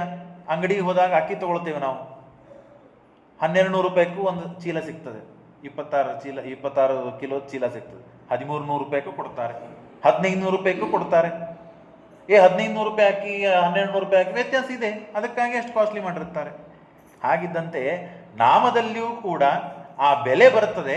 ಭಕ್ತಿ ಶ್ರದ್ಧೆಗಳನ್ನು ಯಾವ ಮನುಷ್ಯ ಎಷ್ಟು ತನ್ಮಯನಾಗಿ ತತ್ಪರನಾಗಿ ಮಾಡುತ್ತಾನೋ ಅಷ್ಟು ಅವನಿಗೆ ಆ ನಾಮದಿಂದ ಫಲ ಸಿಗ್ತದೆ. ಒಂದೇ ಅಂಗಡಿನೇ, ಇಡೀ ಜಗತ್ತಿದು ಒಂದೇನೆ, ಎಲ್ಲರೂ ಇಲ್ಲಿ ಸಾಧಕರೇ, ಸ್ವಲ್ಪ ಹಿಂದೆ ಮುಂದೆ ಇದ್ದಾರೆ, ಎಲ್ಲರೂ ಸಾಧಕರೇ. ಆ ಸಾಧಕರು ಇವರು ದೊಡ್ಡವರು ಯಾಕೆ, ಇವರು ಸಣ್ಣವರು ಯಾಕೆ ಅಂತಂದರೆ ಇಷ್ಟು ವಿಷಯ. ಅವರು ಭಕ್ತಿ, ಶ್ರದ್ಧೆ, ಮನನ, ಶ್ರವಣ, ನಿಧಿಧ್ಯಾಸನ ಇವುಗಳಲ್ಲಿ ತನ್ಮಯರಾಗಿ ಆ ನಾಮಗಳನ್ನು ಉಚ್ಚಾರಣೆ ಮಾಡ್ತಾರೆ. ಅಶೇಷ ಘನಂ ಹರೈಹೇ, ಎಲ್ಲ ಪಾಪಗಳನ್ನು ಪ್ರಾಯಶ್ಚಿತ್ತ ರೂಪದಲ್ಲಿ ಅಜಾಮಿಳನ ಕಥೆಯನ್ನು ನಾವು ಕೇಳ್ತೇವೆ. ಒಂದು ನಾರಾಯಣ ಪದ ಎಲ್ಲ ಪಾಪಗಳನ್ನು ನಾಶ ಮಾಡುತ್ತದೆ. ದೇವತೆಗಳ ದೂತರು ಯಮದೂತರುಗಳಲ್ಲಿ ಜಗಳ ಆಗ್ತದೆ ಅಂತೆ, ಪರಸ್ಪರವಾಗಿ ವಾರ್ತಾ, ಅದನ್ನೆಲ್ಲ ನಾವು ಕೇಳ್ತೇವೆ ಷಷ್ಠಸ್ಕಂದದಲ್ಲಿ. ಇರಲಿ, ಅಂತೂ ಸಕಲ ಪಾಪಗಳನ್ನು ಪರಿಹಾರ ಮಾಡುವ ಈ ಭಗವದ್ ನಾಮ ಅದು ಭಾಗವತ. ಆತ್ಮದೇವ ಅಂತ ಅವನ ಹೆಂಡತಿ, ದುಂದುಲಿ ಅಂತ ಅವನ ಹೆಂಡತಿ, ಅವಳು ಬಹಳ ವಿಚಿತ್ರ. ಇವನು ಎಷ್ಟು ಸಾತ್ವಿಕ ಸಜ್ಜನ ಇದ್ದಾನೋ ವಿಪರೀತವಾಗಿ ಅವಳಿದ್ದಾಳೆ. ಗಂಡನ ಮಾತನ್ನು ಒಟ್ಟಾರೆ ಕೇಳಬಾರದು ಅಂತ ಪ್ರತಿಜ್ಞೆ ಮಾಡಿದ್ದಾಳೆ. ಇವತ್ತು ಪ್ರವಚನಕ್ಕೆ ಹೋಗೋಣ ಅಂತ ಏನಾದರೂ ಇವ ಗಂಡ ಹೇಳಿದಂದ್ರೆ ಸರ್ವಥಾ ಬೇಡ ಅಂತವನ ಅಂತ ಅವಳು ಹೇಳವಳು ಅಂತ. ಇಲ್ಲ ಬೇಡ, ಇವತ್ತು ಪ್ರವಚನಕ್ಕೆ ಹೋಗೋದು ಬೇಡ ಅಂದ್ರೆ ಗಂಡನ ಕರ್ಕೊಂಡು ಬರೋವಳೆ ಆಕೆ. ಏನು ಗಂಡ ಹೇಳ್ತಾನೋ ಅದಕ್ಕೆ ವಿಪರೀತವಾಗಿ ಮಾಡುವ ಸ್ವಭಾವ ಹಾಗೆ ಇದೆ ಅಂತ ಹೇಳ್ತದೆ ಭಾಗವತ. ಆತ್ಮದೇವ ಪುರೇ ತಸ್ಮಿನ್ ಸರ್ವ ವೇದ ವಿಶಾರದ, ಎಲ್ಲ ವೇದಗಳನ್ನು ಶಾಸ್ತ್ರಗಳನ್ನು ಬಲ್ಲುವ ತಿಳಿದಂತಹ ಮಹಾಜ್ಞಾನಿ. ದ್ವಿತೀಯ ಯುವ ಭಾಸ್ಕರ, ಸೂರ್ಯನಂತೆ ಪ್ರಕಾಶ ಇತ್ತವನಿಗೆ. ಜ್ಞಾನಿಗಳ ಮುಖದ ಮೇಲೂ ಏನೋ ತೇರಸ್ತಿರ್ತದೆ. ಸ್ವಾಮಿಗಳು ಬಂದರು ಅಂದರೆ ನಾವು ಅವನಿಗೆ ಯಾರೂ ಹೇಳೋದು ಕಾರಣ ಇಲ್ಲ, ನಾವೇ ಬಗ್ಗೆ ನಮಸ್ಕಾರ ಮಾಡಿಬಿಡ್ತೇವೆ. ಯಾರಾದರೂ ಹೇಳೋದು ಕಾರಣ, ಸಣ್ಣ ಮಕ್ಕಳಿಗೆ ಗೊತ್ತಿರೋದಿಲ್ಲ ಅಂತ ಹೇಳಿ ನಮಸ್ಕಾರ ಮಾಡಿಸ್ತೇವೆ, ಸಂಸ್ಕಾರ ಬರಲಿ ಅಂತ. ನಮಗೆಲ್ಲ ಯಾರಾದರೂ ಹೇಳ್ತಾರ ನಮಸ್ಕಾರ ಮಾಡ್ರಿ ಅಂತ? ಯಾಕೆ? ಆ ತೇಜಸ್ಸು, ಆ ಕಳೆ, ಆ ಜ್ಞಾನದ ವೈಭವ ಅದು. ಹಾಗಾಗಿ ಇವನು ಭಾಸ್ಕರ ಸೂರ್ಯನಂತೆ ಇದ್ದಂತೆ. ಇವನು ಮಾತು ಜಗತ್ತು ಕೇಳ್ತಾ ಇತ್ತು, ಆದರೆ ಹೆಂಡತಿ ಕೇಳ್ತಾ ಇತ್ತು. ಇದು ಸಮಸ್ಯೆ ಇದೆ. ಹಾಗಾಗಿ ತಾನು ದುಂದುಲಿ ಅಂತ ಹೇಳಿ ಸ್ವವಾಕ್ಯ ಸ್ಥಾಪಿತ ನಿತ್ಯಂ ಸುಂದರಿ ಸುಕುಲೋದ್ಭವ, ಬಹಳ ಚಲುವೆ, ಸುಂದಳು, ಎಲ್ಲ ಕೆಲಸ ಮಾಡ್ತಾ ಇದ್ಲು. ಆದರೆ ಜಗಳ ಆಡುವ ಸ್ವಭಾವ ಮಾತ್ರ. ಗಂಡನ ಜೊತೆ ಜಗಳ ಆಡ್ತಾ ಇದ್ಲು, ಪಕ್ಕದ ಮನೆಯವರ ಜೊತೆ ಜಗಳ ಆಡ್ತಾ ಇದ್ಲು. ಏನು ಮಾಡಿದರೂ ಅನ್ಯೋನ್ಯವಾಗಿ ದಂಪತಿಗಳಲ್ಲಿ ಪ್ರೇಮ ಮಾತ್ರ ಇದ್ದಿದ್ದಿಲ್ಲ. ಇದು ಎಲ್ಲಿವರೆಗೆ ಜಗಳ ನಡೀತದೆ? ಮಕ್ಕಳಾಗುವವರೆಗೆ. ಮಕ್ಕಳಾದ ಮೇಲೆ ಮಕ್ಕಳ ಸಲುವಾಗಾದರೂ ಗಂಡ ಮತ್ತು ಹೆಂಡತಿ ದಂಪತಿಗಳು ಕೂಡಿರಬಹುದು ಅಂತ ಹೇಳಿ ತಾನು ಮಕ್ಕಳ ಸಲುವಾಗಿ ಬಹಳಷ್ಟು ಒದ್ದಾಡಿದ. ನ ಪುತ್ರೋ ನಾಪಿ ಪುತ್ರಿ ತಶ್ಚಿಂತಾತರೋ ವೃಷಂ, ಮಗಳೂ ಇಲ್ಲ ಮಗನೂ ಇಲ್ಲ, ಹಾಗಾಗಿ ಮಕ್ಕಳು ಬೇಕು ಅಂತ ಹೇಳಿ ತಾನು ಎಲ್ಲ ತಪಸ್ಸು ಏನು ಮಾಡಬೇಕು ಎಲ್ಲ ಮಾಡಿದ. ನೋಡ್ರಿ, ನಾವು ಏನೋ ಕೆಲಸ ಆಗಬೇಕಾಗಿದೆ ಅಂತ ಹೇಳಿ ಒಮ್ಮೆ ಆ ಕೆಲಸ ಆಗಬೇಕು, ಒಮ್ಮೆ ಏನೋ ನಾವು ಪ್ರದಕ್ಷಿಣನೋ ನಮಸ್ಕಾರನೋ ಜಪನೋ ಹೋಮೋ ತಪಸ್ಸು ಮಾಡುತ್ತೇವೆ. ಅಷ್ಟಕ್ಕೆ ಫಲ ಬೇಕು ಅಂತ ಅಪೇಕ್ಷೆ ಪಡ್ತೇವೆ. ಅಷ್ಟಕ್ಕೆ ಪ್ರಾರಬ್ಧ, ನಮ್ಮ ಪಾಪ, ಅದಕ್ಕೆ ಪ್ರತಿಬಂಧಕ ಬಹಳ ದೊಡ್ಡದಿರ್ತದೆ. 30 ದಿವಸಗಳಲ್ಲಿ ಒಂದು ಮನೆ ಕಟ್ಟಬಹುದಾ? ಇಲ್ಲ, ಕಟ್ಟಲಿಕ್ಕಾಗುವುದಿಲ್ಲ. ಯಾಕೆ? 24 ದಿವಸ, ಎಷ್ಟು 14 ದಿವಸ 25 ದಿವಸ ಬರೀ ಅದು ನೀರು ಹಾಕಿ ಅದಕ್ಕೆ ಇಡ್ತೀವಿ ನಾವು. ಸ್ಲ್ಯಾಬ್ ಆದಮೇಲೆ 5 ನಿಮಿಷದಾಗ ಅನ್ನ ಆಗ್ಬೇಕಾ? ಇಲ್ಲ, ಅದಕ್ಕೆ 40 ನಿಮಿಷ 20 ನಿಮಿಷ ಅದು ಎಷ್ಟು ಬೇಕು ಅಷ್ಟು ಟೈಮ್ ತಗೋಬೇಕದು. ಅಂದಾಗೆ ಆಗೋದು ಕೆಲಸಗಳು. ಇದೆಲ್ಲರಿಗೂ ಅನುಭವ ಸಿದ್ಧ. ಹಾಗೆ ಇದ್ದಾಗ ಆಗಿಂದಾಗ ಎಲ್ಲ ಆಗಬೇಕು ಅಂತ ಅನ್ಲಿಕ್ಕೆ ಸಾಧ್ಯವಿಲ್ಲ. ಹೇಗೋ ಹಾಗೆ ನಾವು ಒಂದ್ಯಾವುದೋ ಒಳ್ಳೆ ಕೆಲಸ ಮಾಡಿದ ಮಾತ್ರಕ್ಕೆ ನಮ್ಮ ಇಡೀ ಇಷ್ಟು ಗುಡ್ಡದಷ್ಟಾಗಿದ್ದ ಪಾಪ, ಅನಾದಿ ಕಾಲದಿಂದ ಮಾಡಿದ ಪಾಪ ಎಲ್ಲ ನಶಿಸಿ ನಮ್ಮ ಫಲಗಳು, ನಮ್ಮ ಕಾರ್ಯಗಳು ಆಗಬೇಕು ಅಂತನ್ನೋದು ಸಾಧ್ಯನೇ ಇಲ್ಲ. ಹಾಗಿದ್ದಾಗ ಇವನು ಪಾಪ ಅದೇ ವಿಚಾರ ಮಾಡಿ ಎಲ್ಲ ಸತ್ಕರ್ಮಗಳನ್ನು ಮಾಡ್ತಾ ಇದ್ದ. ಒಬ್ಬರು ಸನ್ಯಾಸಿಗಳು ಸಿಕ್ಕರು. ಏಕದಾಸ ದ್ವಿಜೋ ದುಃಖ, ಬಹಳ ಮನಸ್ಸಿಗೆ ತೊಂದರೆ ಆಗಿದೆ ಪಾಪ ಅವನಿಗೆ. ಏನಾದರೂ ಮಾಡಿ ನಾನು ನನ್ನ ಮಕ್ಕಳನ್ನು ಪಡಿಬೇಕು ಅಂತ ಹೇಳಿ ವನಕ್ಕೆ ಹೋಗ್ಬಿಟ್ಟಿದ್ದ. ಹೆಂಡತಿಯನ್ನು ಬಿಟ್ಟು ಮನೆಯಲ್ಲಿ ಬಂದರೆ ಜಗಳ, ಮನಸ್ಸಿಗೆ ಸಮಾಧಾನ ಇಲ್ಲ, ಸಾಧಿಸಬೇಕಾದದ್ದನ್ನು ಸಾಧಿಸ್ಲಿಕ್ಕೆ ಸಾಧ್ಯ ಆಗ್ತಾ ಇಲ್ಲ. ಹಾಗಾಗಿ ವನಕ್ಕೆ ಹೋಗೋಣ ಅಂತ ಹೇಳಿ ವನಕ್ಕೆ ಬಂದಿದ್ದಾನೆ. ವನಕ್ಕೆ ಬಂದಾಗ ಅಲ್ಲಿ ಮುಹೂರ್ತಾದಪಿ ತತ್ರೈವ ಸನ್ಯಾಸಿ ಕಶ್ಚಿದಾಗತಃ, ಒಬ್ಬರು ಒಳ್ಳೆ ವಿದ್ವಾಂಸರು, ಅವರೇ ಸನ್ಯಾಸಿಗಳಾಗಿದ್ದಾರೆ, ಅವರು ಬಂದಿದ್ದಾರೆ. ಆ ಸನ್ಯಾಸಿ ಹತ್ರ ಕೇಳಿದರು, ದಿಗ್ಜೀವನಂ ಪ್ರಜಾಹೀನಂ, ಮಕ್ಕಳು ಇಲ್ಲದೆ ಜೀವನ ಎಷ್ಟು ದುಃಖ, ಹಾಗಾಗಿ ನನಗೆ ಮಕ್ಕಳಾಗಬೇಕು ಸ್ವಾಮಿ ಅಂದಾಗ, ಸರಿಯಾಗಲಿ ಅಂತ ಹೇಳಿ ಅವರು ಪಾಪ ಅವನ ಆ ವೇದನೆಯನ್ನು ಕಂಡು ತಮ್ಮ ಮಂತ್ರದ ಪ್ರಭಾವದಿಂದ ಒಂದು ಹಣ್ಣನ್ನು ಕೊಡ್ತಾರೆ. ಈ ಹಣ್ಣನ್ನು ನೀನು ಹೆಂಡತಿಗೆ ತಿನ್ಲಿಕ್ಕೆ ಹೇಳು, ತಿನ್ನಲಿ, ಅವಳು ಗರ್ಭಿಣಿ ಆಗ್ತಾಳೆ, ಉತ್ತಮ ಸಂತಾನ ಆಗ್ತದೆ ನಿನಗೆ. ಆಗಲಿ. ಬಹಳ ಸಂತೋಷ ಆಯಿತು ಅವನಿಗೆ. ಇಷ್ಟು ದಿನದಿಂದ ಮಾಡಿದ ತಪಸ್ಸು ಇವತ್ತು ಈ ಸನ್ಯಾಸಿಗಳ ಮೂಲಕವಾಗಿ ನನಗೆ ಫಲ ದೊರಕ್ತದೆ ಅಂತ ಹೇಳಿ ಬಹಳ ಸಂತೋಷಪಟ್ಟು ತಾನು ಹೆಂಡತಿಗೆ ಹೋಗಿ ಆ ಸಂತೋಷ ಭರದಲ್ಲಿ ಹಣ್ಣನ್ನು ಕೊಟ್ಬಿಟ್ಟ. ಕೊಟ್ಟು ಹೇಳ್ತಾನೆ, ಒಬ್ರು ಸನ್ಯಾಸಿ ಸಿಕ್ಕಿದ್ರು, ವನಕ್ಕೆ ಹೋಗಿದ್ದೆ, ಆಗ ಸನ್ಯಾಸಿ ಕೊಟ್ಟರು, ಇದನ್ನು ನೀನು ತಿನ್ಬೇಕಂತೆ, ನೀನು ಗರ್ಭಿಣಿ ಆಗ್ತಿ, ಉತ್ತಮ ಸಂತಾನ ಆಗ್ತದೆ. ಅವಳು ನಾ ತಿನ್ನೋದಿಲ್ಲ ಅಂತ ಹೇಳಿದ್ದ. ಅವನು ಹೀಗೆ ಹೇಳಬೇಕಾಗಿತ್ತು, ಏನಂತ, ವನಕ್ಕೆ ಹೋಗಿದ್ದೆ, ಸನ್ಯಾಸಿಗಳು ಕೊಟ್ಟರು, ಇದು ತಿಂದ್ರೆ ನೀ ಗರ್ಭಿಣಿ ಆಗ್ತದಂತೆ, ಹಾಗಾಗಿ ನೀನು ತಿನ್ಲಿಕ್ಕೆ ಹೋಗ್ಬೇಡ ಅಂತಂದಿದ್ರೆ ತಿಂತಿದ್ಲಕ್ಕೆ, ಉಲ್ಟಾ ಇದ್ಲಲ್ಲ. ಆದರೆ ಬಹಳ ಇವನು ಹಠ ಹಿಡಿದು ಕೂತ್ಲು. ಕೊನೆಗೆ ಇಲ್ಲ ಇಲ್ಲ ಇಲ್ಲ ಇಲ್ಲ, ತಿನ್ನು ತಿನ್ನು ತಿನ್ನು, ಸಂತಾನ ಆಗ್ತದೆ, ವಂಶ ನನ್ನ ಸಲುವಾಗಿ ಬೇಡ, ನಿನ್ನ ವಂಶ ಬೆಳೀತದೆ, ವಿಚಾರ ಮಾಡು ಅಂದಾಗ ಬಹಳ ಇವನು ಇದಾದಕ್ಕೆ ಆಯಿತು ಅಂತ ಒಪ್ಪಿದ್ಲು. ತಿನ್ನಲಿಲ್ಲ, ಒಪ್ಪಿದ್ಲು. ಹಣ್ಣನ್ನು ತೆಗೆದುಕೊಂಡು ಬಹಳ, ಆಕಿಗೇನು ಚಿಂತೆ ಅಂದರೆ, ನಾ ತಿಂದೆ ಅಂದರೆ ಗರ್ಭಿಣಿ ಆಗ್ತೇನೆ, ನನ್ನ ಸ್ವಾತಂತ್ರ್ಯ ಕಳೆದುಕೊಳ್ತೇನೆ, ಮಕ್ಕಳನ್ನು ಹಡಿಬೇಕು. ಆಕೆ ಒಟ್ಟಿಗೆ ಒಂಥರ ವಿಚಿತ್ರ ಸ್ವಭಾವದವಳು. ನನ್ನ ಸ್ವಾತಂತ್ರ್ಯ, ಮಕ್ಕಳನ್ನು ಹಡಿಬೇಕು, ಮಕ್ಕಳನ್ನು ಸಂಭಾಳಿಸಬೇಕು, ಎಲ್ಲೂ ಹೊರಗೆ ಹೋಗ್ಲಿಕ್ಕೆ ಬರುವುದಿಲ್ಲ, ಹಾಗೆ ಹೀಗೆ ಅಂತ ಹೇಳಿ ಸ್ವಾತಂತ್ರ್ಯವನ್ನು ಕಳೆದು ಮನೆಯಲ್ಲಿ ಕೂತ್ರೆ ಹೇಗೆ ಅಂತ ವಿಚಾರ ಮಾಡ್ತಾ ಮಾಡ್ತಾ ತಾನು ಇದನ್ನು ತನ್ನ ತಂಗಿ, ಆ ತಂಗಿ ಹತ್ರ ಈ ಮಾತನ್ನು ಹೇಳ್ತಾಳೆ. ಹೇಳಿದಾಗ ಆ ತಂಗಿ ಹೇಳ್ತಾಳೆ, ನನಗೆ ಬೇಕಾದಷ್ಟು ಮಕ್ಕಳಿದ್ದಾರೆ, ಆದರೂ ನಾನು ಈ ಗರ್ಭಿಣಿ ಆಗಿದ್ದೇನೆ, ಒಂದು ಕೆಲಸ ಮಾಡು, ಅಲ್ಲಿ ಗೋಶಾಲ ಇದೆಯಲ್ಲ, ಆಗ್ಲ ಕೊಟ್ಟಿಗೆ ಇದೆಯಲ್ಲ, ಅಲ್ಲಿ ಹೋಗಿ ಈ ಹಣ್ಣನ್ನು ಆಕಳಿಗೆ ಹಾಕಿಬಿಡು, ತಿಂದಿದ್ದೇನೆ ಅಂತ ಹೇಳ್ಬಿಡು. ತಿಂಗಳ ತಿಂಗಳ ತಿಂಗಳ ಏನು ಗರ್ಭಿಣಿ ತಾನು ಹೊಟ್ಟೆಯನ್ನು ಮಾಡ್ಕೊಳ್ತಾಳೋ, ತಾನು ಹಾಗೆ ನೀನು ಒಂದು ಪ್ಲಾಸ್ಟಿಕ್ ಚೀಲನೋ ಒಂದು ತಲ್ದಿಮನೋ ಏನೋ ಒಂದು ಇಟ್ಕೋ, ತಿಂಗಳ ತಿಂಗಳ ಇಷ್ಟು ಗರ್ಭಿಣಿ ಆಗಿದ್ದೇನೆ ಅಂತ ಹೇಳಿ ಆ ಲಕ್ಷಣಗಳನ್ನು ತೋರಿಸ್ತಾ ಹೋಗಿ ನೀನು. 9 ತಿಂಗಳಾದ ಮೇಲೆ ನಾನು ಅಷ್ಟೊತ್ತಿಗೆ ಈಗ ಗರ್ಭಿಣಿ ಆಗಿದ್ದೇನೆ, ನನ್ನ ಕೂಸು ಬರ್ತದೆ, ನಾನು ನಿನಗೆ ಕೊಡ್ತೇನೆ. ಆದರೆ ಒಂದು ಕರಾರು, ನನ್ನ ಯಜಮಾನ ಒಪ್ಪಬೇಕಾದ್ರೆ ನೀನು ಸ್ವಲ್ಪ ಹಣ ಕೊಟ್ಟು ಬಾಯಿ ಮುಚ್ಚಿಸ್ಬೇಕು. ಅವಶ್ಯ ಆಗಲಿ, ಅದಕ್ಕೇನು ಅಂತ ಇಕ್ಕಿ ತಾನು ಗರ್ಭಿಣಿ ಆಗಬಾರ್ದು, ಇಕ್ಕಿ ಸಂತಾನ ಹಡಿಬಾರ್ದು. ಇಷ್ಟಿಕ್ಕಿಗೆ ದುಂದುಲಿಗೆ ವಿಚಾರ ಮಾಡಿ ಆಗಲಿ, ಅವಳು ಸರಿ ಆಗಲಿ ಅಂತ ಹೇಳಿ ಒಪ್ಪಿದ್ಲು. ಆ ಆಕಳು ಹಣ್ಣನ್ನು ತಿಂದುಬಿಟ್ಟಿದೆ. ಆ ಕೊಟ್ಟಿಗೆಯಲ್ಲಿ ಹಾಕಿದ ಏನು ಮಂತ್ರದಿಂದ ಕೊಟ್ಟ ತಪಸ್ವಿಗಳು ಸನ್ಯಾಸಿಗಳು ಕೊಟ್ಟ ಹಣ್ಣನ್ನು ತಾನು ತಿಂದಿದೆ. ಅದೇ ರೀತಿಯಾಗಿ ಒಪ್ಪಂದ ಆಯಿತು. 9 ತಿಂಗಳಾದ ಮೇಲೆ ಆಯ್ತು, ಗರ್ಭಿಣಿ ಇದ್ದಾಳಂತ ಸಂತೋಷದಿಂದ ಅವನೇಲಿ ನೋಡ್ಕೊತ್ ಕೊಡ್ತಾನೆ, ತಪಸ್ಸು ಮಾಡ್ತಾ ಇದ್ದಾನೆ ಅವ ಆತ್ಮದೇವ. ಆಗ ಕೂಸು ಹುಟ್ಟಿದ ಮೇಲೆ ತಂದು ಇವಳಿಗೆ ಕೊಟ್ಟಿದ್ದಾಳೆ. ಆಗಲಿ, ಅವನು ದುಂದುಕಾರಿ ಅಂತ ಹೆಸರು. ದುಂದುಕಾರಿ, ಮಹಾದುಷ್ಟ. ಇಲ್ಲಿ ಆಕಳು ತಿಂದ ಹಣ್ಣು ಆಕಳು ಸಂತಾನವನ್ನು ಕೊಟ್ಟಿದೆ. ವಿಚಿತ್ರ ಏನು ಅಂದರೆ, ಮೇಲಿಂದ ತಳಗಡೆ ಎಲ್ಲ ಕಡೆಗೂ ಮನುಷ್ಯನ ಆಕಾರವೇ ಇದೆ. ಹೇಗಿರ್ತದೆ ನೋಡ್ರಿ ಮಂತ್ರದ ಸಾಮರ್ಥ್ಯ, ಆ ತಪಸ್ವಿಗಳ ತಪಸ್ಸಿನ ಸಾಮರ್ಥ್ಯ. ಆದರೆ ಕಿವಿ ಮಾತ್ರ ಆಕಳಿನ ಕಿವಿ ಬಂದಿವೆ. ಹಾಗಾಗಿ ಅವನಿಗೆ ಗೋಕರ್ಣ ಅಂತ ಹೆಸರು. ಈಗ ನಮಗೇನಾದ್ರು ಸಮಸ್ಯೆ ಆದರೆ ಅಲ್ಲಿ ಹೋಗಿ ನಾವು ಪರಿಹಾರವನ್ನು ಮಾಡ್ಕೊಂಡು ಬರ್ತೇವೆ. ಆ ಶಕ್ತಿಯನ್ನು ಪಡೆದ ಆ ವ್ಯಕ್ತಿ. ಯಾಕೆ? ಆ ತಪಸ್ವಿಗಳ ತಪಸ್ಸಿನಿಂದ ಬಂದ ಹಣ್ಣಿನ ಫಲ ಅದು. ಗೋಕರ್ಣ ಅಂತ ನಾಮಕರಣ ಮಾಡಿದ್ದಾರೆ. ಇವನು ತಮ್ಮ ದುಂದುಲಿಯ ಮಗ ಅಂತ ಪ್ರಸಿದ್ಧಿ ಬಂತು. ಆದರೆ ಒಳಗಿದ್ದು ಆ ದುಂದುಲಿಯ ತಂಗಿಯ ಮಗ ಅವನು ದುಂದುಕಾರಿ ಅಂತ ಹೇಳಿ ಮಹಾದುಷ್ಟ. ಅವನು ವಿಚಿತ್ರವಾದ ಮತ್ತೆ ವರ್ತನೆಗಳು, ವ್ಯಾಪಾರಗಳು, ಅಸಹನವಾದಂತಹ ಕೆಲಸಗಳನ್ನೆಲ್ಲ ಮಾಡ್ತಾ ಇದ್ದ. ಆತ್ಮದೇವ ಅವನಿಗೆ ಏನು ಬೇಕಾಗಿದ್ದಿಲ್ಲ, ಸಂತಾನ ಬೇಕಾಗಿತ್ತು, ವಂಶ ವೃದ್ಧಿಯಾಗಬೇಕು, ಅವನು ತಪಸ್ಸಿಗೆ ಹೋಗ್ಬಿಟ್ಟ ಇವರನ್ನ ಬಿಟ್ಟು. ಅವನು ಮನೆಯಲ್ಲಿ ಮತ್ತೆ ಯಜಮಾನನೇ ಇಲ್ಲ, ಇವನೇ ದೊಡ್ಡವನು ಅಂತ ಹೇಳಿ ಆ ಗೋಕರ್ಣ ತಪಸ್ಸು ಮಾಡಬೇಕು ಅಂತ ಅವನು ಮತ್ತೆ ಕಾಡಿಗೆ ಹೋದ. ಕಾಡಿಗೆ ಹೋದಾಗ ಇವ ಪ್ರತಿನಿತ್ಯ ಇವನೇ ಹೇಳೋದು ಕೇಳೋದು ಯಾರು ಇದ್ದಿದ್ದಿಲ್ಲ. ಬಹಳ ದುಷ್ಟತನ ಮಾಡ್ತಾ ಇದ್ದ. ದುಷ್ಟ ಸ್ತ್ರೀಯರನ್ನೆಲ್ಲ ಮನೆಯಲ್ಲಿ ತಂದು ಇಟ್ಟುಕೊಳ್ಳುವ ಪ್ರಸಂಗ ಬಂತು. ಹಾಗಾಗಿ ತಾಯಿಗೂ ತಾನು ಕಷ್ಟಗಳನ್ನು ಕೊಟ್ಟ.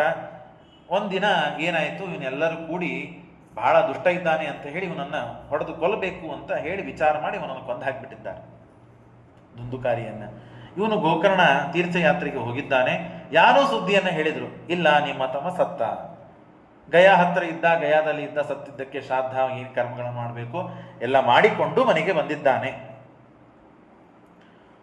ಗೋಕರ್ಣ ತೀರ್ಥಯಾತ್ರಾಂ ನಿರ್ಗತೋ ಯೋಗ ಸಂಹಿತಃ ದುಂದುಕಾರಿ ಗೃಹೇ ತಿಷ್ಟತ್ ಪಂಚಪಣ್ಯ ವಧೂ ಕೃತಃ. ಹೀಗೆಲ್ಲ ಆಗಿದೆ. ಸ್ತ್ರೀಣಾಂ ನೈವ ವಿಶ್ವಾಸಂ ದುಷ್ಟಾನಾಂ ಕಾರ್ಯ ಧ್ರುವ. ಸ್ತ್ರೀಯರೆಲ್ಲರೂ ಕೂಡಿ ಅವನನ್ನು ಕೊಂದು ಹಾಕಿಬಿಟ್ಟಿದ್ದಾರೆ. ಐಶ್ವರ್ಯ ಇತ್ತು, ಐಶ್ವರ್ಯ ಇರುವವರೆಗೆ ಅವನನ್ನು ಇಟ್ಟುಕೊಂಡ್ರು. ಇನ್ನು ಇವನ ನಮಗೆ ಯಾಕೆ ಮೋಸ ಮಾಡೋದಿಲ್ಲ, ಅವನು ಅದಕ್ಕಿಂತ ಮುಂಚೆನೇ ಇವನಿಗೆ ಒಂದು ಗತಿ ಕಾಣಿಸ್ಬೇಕು ಅಂತ ಕೊಂದು ಹಾಕಿಬಿಟ್ಟಿದ್ದಾರೆ. ಸತ್ಯದ ಸುದ್ದಿ ಗೊತ್ತಾಯಿತು. ಗಯಾ ಶ್ರಾದ್ದಂ ಅಚೀಕರತ್. ಗಯಾದಲ್ಲಿ ಹೋಗಿದ್ದ, ಶ್ರಾದ್ದವನ್ನು ಮಾಡಿ ಮನೆಗೆ ಬಂದಿದ್ದಾನೆ. ಊರಿಗೆ ಬಂದಿದ್ದಾನೆ, ಮನೆಗೆ ಬಂದಿದ್ದಾನೆ. ಮನೆಗೆ ಬಂದಾಗ ರಾತ್ರಿ ಏನೋ ವಿಚಿತ್ರ ಘಟನೆಗಳು, ಬೇರೆ ಬೇರೆ ಬೇರೆ ಆಕಾರದಲ್ಲಿ ರೂಪಗಳು ಕಾಣೋದು. ಇವನೆಲ್ಲ ಹೆದರ್ಲಿಲ್ಲ. ಈ ನಾವೆಲ್ಲ ಸಿನಿಮಾಗಳಲ್ಲಿ ಅಥವಾ ಇನ್ನೊಬ್ಬರಿಗಾದ ಪ್ರಸಂಗಗಳು ನಮಗಂತೂ ಅನುಭವಕ್ಕೆ ಬಂದಿಲ್ಲ. ಯಾರಿಗಾಗಿರ್ತದೆ, ಕೆಲವೊಮ್ಮೆ ಏನೇನೋ ದೃಶ್ಯಗಳು ಕಾಣೋದು, 4 ತರಿ ಕಾಣೋದು, 3 ತರಿ ಕಾಣೋದು, ಮೇಲೆ ಕಾಲು ತಳಗ್ ಕಾಣೋದು, ತಳಗ್ ಮುಖ ಮೇಲೆ ಕಾಲು, ಹೀಗೆಲ್ಲ ಏನೇನೋ ಕಾಣುತ್ತಾವ ವಿಚಿತ್ರ. ಹಾಗೆ ಇವನಿಗೆ ಕಾಣ್ತು. ನೋಡಿದ, ಹೆದರ್ಲಿಲ್ಲ. ಆಸಕ್ತಿಯಿಂದ, ಏನೋ ಕುತೂಹಲದಿಂದ, ಏನಿದು, ಯಾರು ನೀನು, ಏನಿದು ವಿಚಿತ್ರ ಆಕಾರಗಳನ್ನು ತಾಳ್ತಾ ಇದ್ದೀನಿ ನೀನು ಅಂತ ಪ್ರಶ್ನೆಯನ್ನು ಮಾಡಿದರೆ, ಅಹಂ ಭ್ರಾತ ತ್ವಯೋ ದೋಸ್ತಿ ದುಂದುಕಾರಿ ಇತಿ ನಾಮತಃ. ಅಣ್ಣ, ನಾ ಯಾರು ಗೊತ್ತಾಗಲಿಲ್ಲ, ನಾನು ನಿನ್ನ ತಮ್ಮ. ನನ್ನ ತಮ್ಮ ಸತ್ತು ಹೋಗಿದ್ದಾನೆ ಅವನು. ಇಲ್ಲ, ಸತ್ತು ಹೋಗಿದ್ದೆ, ಆದ್ರೆ ಏನು ಮಾಡಬೇಕು, ನನಗೆ ದುರ್ಮರಣವನ್ನು ಕೊಟ್ಟರು ಎಲ್ಲರೂ ಸೇರಿ. ಯಾಕೆ, ನಾನು ಬಹಳ ಪಾಪ ಮಾಡಿದ್ದೆ, ಪಾಪಿಷ್ಟ, ಎಲ್ಲರಿಗೂ ತೊಂದರೆ ಕೊಟ್ಟೆ. ಹಾಗಾಗಿ ನನ್ನನ್ನು ಸಹನೆ ಮಾಡಲಿಕ್ಕಾಗದೇ ಇದ್ದ, ಎಲ್ಲರೂ ಸಹನೆ ಮಾಡಲಿಕ್ಕಾಗದೇ ಇದ್ದ ಜನ ನನ್ನನ್ನು ಕೊಂದು ಹಾಕಿದ್ದಾರೆ. ಹಾಗಾಗಿ ನಾನು ಈ ಅವಸ್ಥೆ ಪಡೆದಿದ್ದೇನೆ. ಇಲ್ಲೋ ಈಗಿನ ಗಯಾಕ್ಕೆ ಹೋಗಿ ಗೊತ್ತಾಯ್ತು ನನಗೆ, ಗಯಾಕ್ಕೆ ಹೋಗಿದ್ದೆ, ಶ್ರಾದ್ದ ಮಾಡಿ ಬಂದೆ, ನಿನ್ನ ಪ್ರೇತತ್ವ ನಿವಾರಣೆ ಆಗಲಿಲ್ಲ. ಗಯಾಕ್ಕೆ ಹೋಗಿ ಶ್ರಾದ್ದ ಮಾಡಿದ ಮಾತ್ರಕ್ಕೆ ಪ್ರೇತತ್ವ ನಿವಾರಣೆ ಆಗುವುದಿಲ್ಲ. ದುಂದುಕಾರಿ ಇದಕ್ಕೆ ಸಾಕ್ಷಿ ಇದ್ದಾನೆ. ಅವನಂತಾನೆ, ನೀನು ಗಯಾಕ್ಕೆ 10 ಬಾರಿ ಇಲ್ಲ 100 ಬಾರಿ ಹೋಗಿ ನನ್ನ ಶ್ರಾದ್ದ ಮಾಡಿ ಬಂದರೂ ನನ್ನ ಪ್ರೇತತ್ವ ನಿವಾರಣೆ ಆಗುವುದಿಲ್ಲ. ಯಾಕೆ ಅಂದರೆ ಅಷ್ಟು ಪಾಪ ಮಾಡಿದ್ದೇನೆ ನಾನು. ಅವನೇ ಸ್ವಯಂ ಹೇಳ್ತಾನೆ. ಹಾಗಾದ್ರೆ ಏನು ಮಾಡಬೇಕು, ಏನಾದರೂ ಗೊತ್ತಿಲ್ಲ, ನನ್ನ ಪ್ರೇತತ್ವ ನಿವಾರಣೆ ಮಾಡಬೇಕು ನೀನು. ಏನಾದರೂ ನಾನು ದುಷ್ಟತನ ಮಾಡಿದ್ದೇನೆ, ದುಷ್ಟನೇ ಇದ್ದೇನೆ, ಆದರೆ ನನಗೆ ಈ ಅವಸ್ಥೆಯಿಂದ ದೂರ ಮಾಡು. ನೀನು ಸಜ್ಜನ, ಕ್ಷಮೆ ಮಾಡುವುದೇ ನಿನ್ನ ಗುಣ. ಹಾಗಾಗಿ ಕ್ಷಮೆ ಮಾಡಿ ನನಗೆ ಈ ಅವಸ್ಥೆಯಿಂದ ದೂರ ಮಾಡು ಅಂದಾಗ ಅವನು ಕೂಡ ಹುಡುಕ್ತಾನೆ ಹೋತ್ರ. ಅತ್ರ ಏವ ಭವಸ್ಸಂತಿ ಶೋತಾರೋ ಮಮ ನಿರ್ಮಲಾ ಆನೀತಾನಿ ಚ ನಿರ್ಮಾಲಾನಿ ತೇಷಾಂ ಯುಗಪದಕೃತಃ ಶ್ರವಣಂ ಸಮಗೇನೇನ.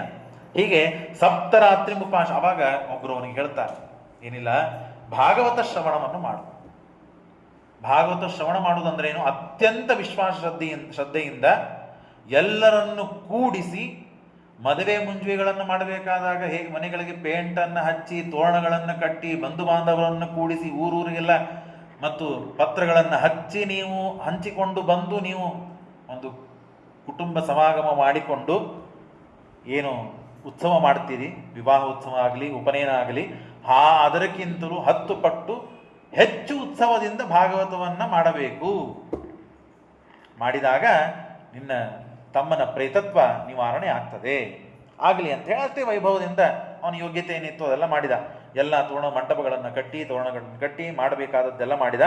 ಹೀಗೆ ಪ್ರತಿ ನಿತ್ಯವೂ ಭಾಗವತ ಶ್ರವಣ ಆದ ಮೇಲೆ ಆ ಬಿದಿರಿನ ಮಂಟಪ ಇರ್ತದೆ, ಆ ಬಿದಿರಿಗೆಲ್ಲ ಸಂಧಿ ಇರ್ತದೆ, ಆ ಸಂಧಿಗಳಿರ್ತದೆ.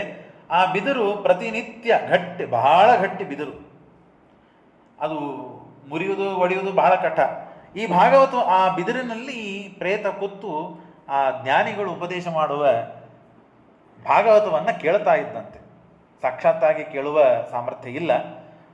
ಪ್ರತಿ ದಿನವೂ ಕೂಡ ಚಟ್ಟನೆ ಶಬ್ದ ಬರೋದು, ಭಾಗವತ ಮುಗಿದ ಕೂಡಲೇ ಪ್ರತಿನಿತ್ಯವೂ 7 ದಿನಕ್ಕೆ ಆ ಗ್ರಂಥಿ ಒಡೆದದ್ದು ಅನುಭವಕ್ಕೆ ಬರ್ತಾ ಇತ್ತಂತೆ. 7 ದಿನ ಆದ ಮೇಲೆ ಸಪ್ತರಾತ್ರಂ ಉಪವೇಶ್ಯ ಪ್ರೇತೇನ ಶ್ರವಣಂ ಕೃತಂ ಮನನಾದಿ ತಥಾತೇನ. ಕೇವಲ ಶ್ರವಣ ಮಾಡಿ ಮಲ್ಕೊಂಡು ಬಿಡ್ತಿದ್ದಿಲ್ಲ, ಅವ್ರಿಗೆ ನಿದ್ದೆನೇ ಬರ್ತಿದ್ದಿಲ್ಲ. ಅದಕ್ಕೆ ಏನು ಹೇಳಿದ್ರು ಇವತ್ತು ಗುರುಗಳು, ಏನು ಪ್ರವಚನ ಕೇಳಿದೆ, ಯಾಕೆ ಹೀಗಾಯಿತು ಅಂತ ಅದರ ಬಗ್ಗೆ ಜಿಜ್ಞಾಸ, ಕುತೂಹಲ, ಮನನ, ಅದರ ಬಗ್ಗೆ ಚರ್ಚೆಗಳು ಮಾಡ್ತಾ ಇತ್ತಂಥದ್ದು. ಮನನಾದಿ ತಥಾತೇನ ಸ್ಥಿರಚಿತ್ತೇ ಕೃತಂ ಭೃಶಂ. ಹೀಗೆ ಮಾಡಿ 7 ದಿನ ಆದ ಮೇಲೆ ಭಾಗವತ ಪೀಯೂಷಪಾನಾಯ ರಸಸ್ಫಲತೃಢ ಭವಂತಶ್ಚ ತಥಾ ಶೀಘ್ರಂ ಆಯಾತ ಪ್ರೇತ ತತ್ಪರಃ. ಆಗ ಆ ತಮ್ಮನ ಪ್ರೇತತ್ವ ನಿವಾರಣೆ ಆಯಿತಂತೆ.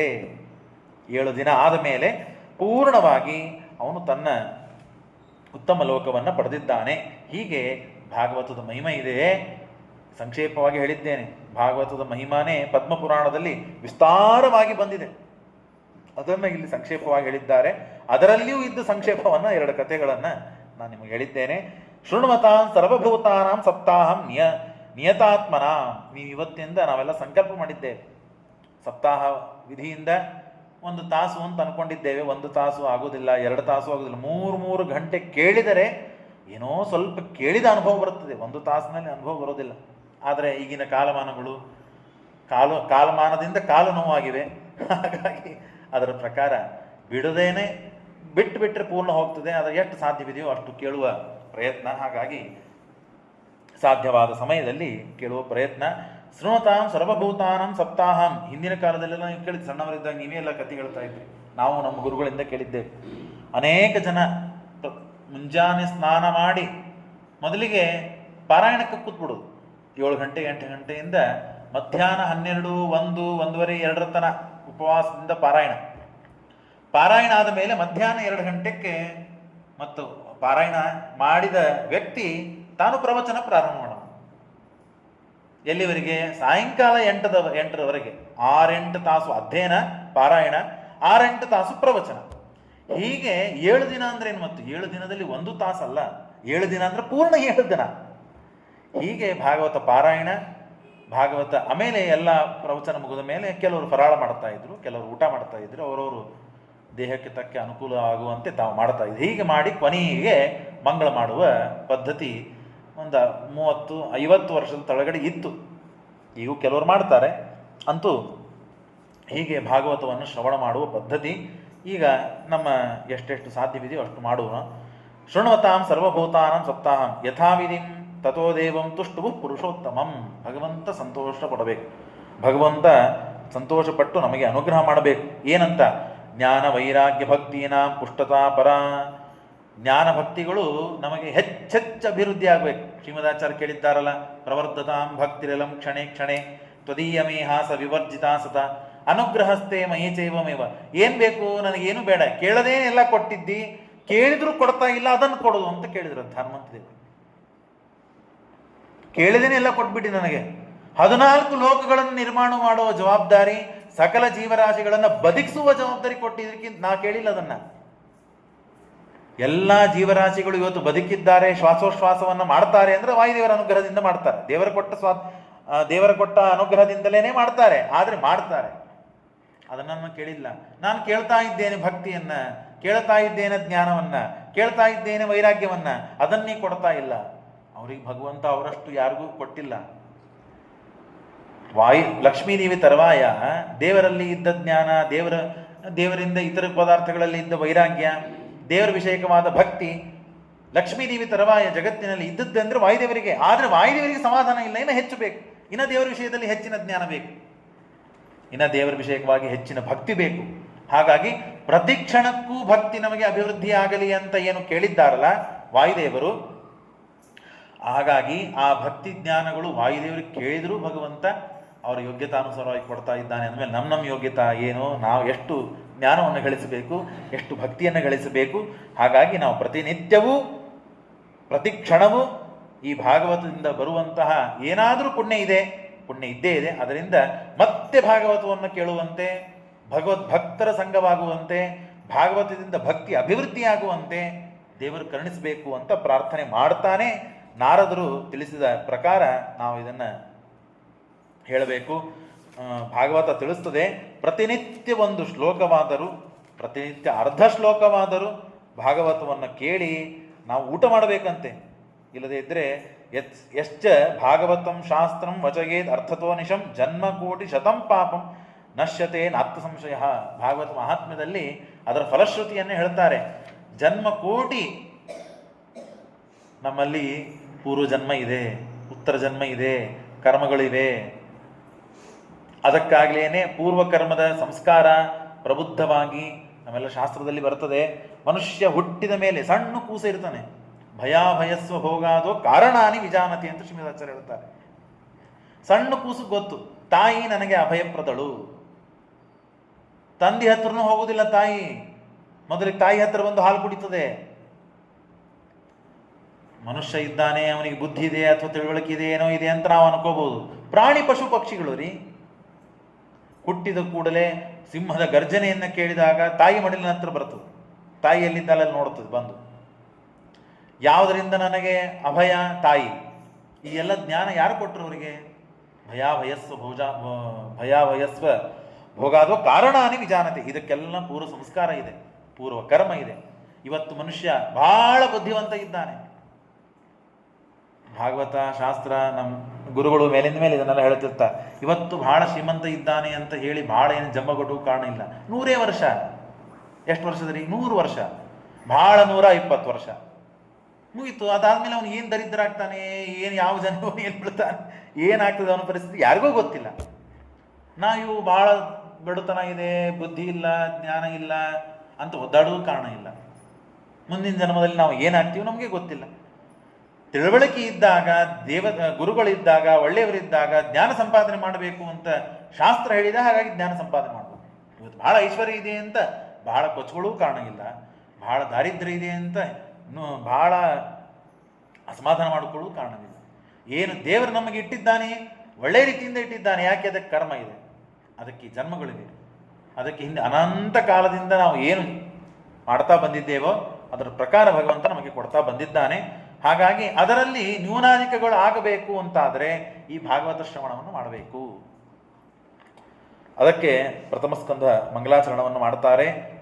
ಓಂ ಜನ್ಮಾದ್ಯಸ್ಯ ಯತೋನ್ವಯಾದಿತರತಶ್ಚಾರ್ಥೇಷ್ವಭಿಜ್ಞಸ್ವರಾಟ್ ತೇನೇ ಬ್ರಹ್ಮಹೃದಾಯ ಆದಿಕವಯೇ ಮುಖ್ಯಂತಿ ಯಂ ಸೂರಯಃ ತೇಜೋವಾರಿ ಮೃಥಾಂ ಯಥಾ ವಿನಿಮಯೋ ಯತ್ರತ್ಯ ಸರ್ಗೋ ಮೃಷಾ ಧಾಮ್ನಾ ಸ್ವೇನ ಸದಾ ನಿರಸ್ತಗುಹಕಂ ಸತ್ಯಂ ಪರಂ ಧೀಮಹಿ. 1ನೇ ಶ್ಲೋಕದಲ್ಲಿ ಪ್ರಥಮ ಸ್ಕಂದನೆ, ಇಡೀ ಭಾಗವತವನೇ ಬಹಳ ಕಠಿಣ. ನಾವು ನಿಮಗೆ ಏನು ಭಾಗವತ ಹೇಳ್ತೇವೆ ಅಥವಾ ನಾನು ಹೇಳುವ ಏನು ಪ್ರಯತ್ನ ಮಾಡ್ತೇನೆ ಅಂದರೆ ಇದು ಭಾಗವತ ಮೇಲಿನ ವಿಷಯಗಳು ಅಷ್ಟೇ ಮಾತ್ರ.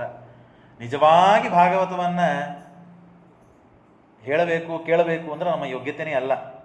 ಒಂದೊಂದು ಶಬ್ದಗಳು ಅನೇಕ ತತ್ವಗಳನ್ನು, ಪರಮಾತ್ಮನ ಸ್ವಾತಂತ್ರ್ಯವನ್ನು, ಪರಮಾತ್ಮನ ಸ್ವಾಮಿತ್ವವನ್ನು, ಜಗಜ್ಜನ್ಮಾದಿ ಕಾರಣತ್ವವನ್ನು ತಿಳಿಸಿಕೊಡುವ ಮಹಾ ಸಿದ್ಧಾಂತಗಳು, ಪ್ರಮೇಯಗಳು, ರತ್ನಗಳು ಇದರೊಳಗೆ ಅಡಗಿವೆ. ಅಷ್ಟು ಅದ್ಭುತವಾದ ಶ್ಲೋಕಗಳು, ರಸಪೂರಿತವಾದದ್ದು.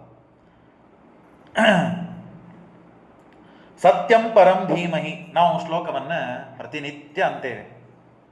ಇದರಲ್ಲಿ ಎಷ್ಟು ಅರ್ಥ ಇದೆ ಅಂತನ್ನೋದನ್ನು ಸ್ವಲ್ಪ ಯಾದವಾರ್ಯರು ತಿಳಿಸಿಕೊಟ್ಟ ರೀತಿಯಲ್ಲಿ ವಿಜಯಧ್ವಿಜಯರು, ಮಹಾನುಭಾವರು, ಎಲ್ಲರೂ ಟಿಪ್ಪಣಿಕಾರರು ಅದ್ಭುತವಾಗಿ ಇದಕ್ಕೆ ವ್ಯಾಖ್ಯಾನ ಮಾಡಿದ್ದಾರೆ. ಪರಂ ಅಂದ್ರೆ ಏನು? ಸರ್ವೋತ್ತಮನಾದ ಸತ್ಯ.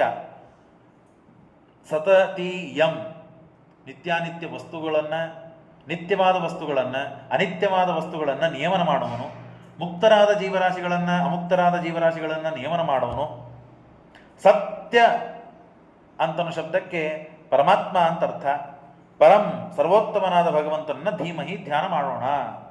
ನಿತ್ಯ, ನಿರ್ದುಃಖ, ನಿರತಿಶಯ, ಆನಂದ ಸ್ವರೂಪನಾದವನು ಭಗವಂತ. ಅವನೇ ಸತ್ಯ ಅಂತನು ಶಬ್ದದಿಂದ ವಾಚ್ಯನಾಗಿದ್ದಾನೆ. ನಮ್ದೆಲ್ಲ ಸುಖ ಇದೆ.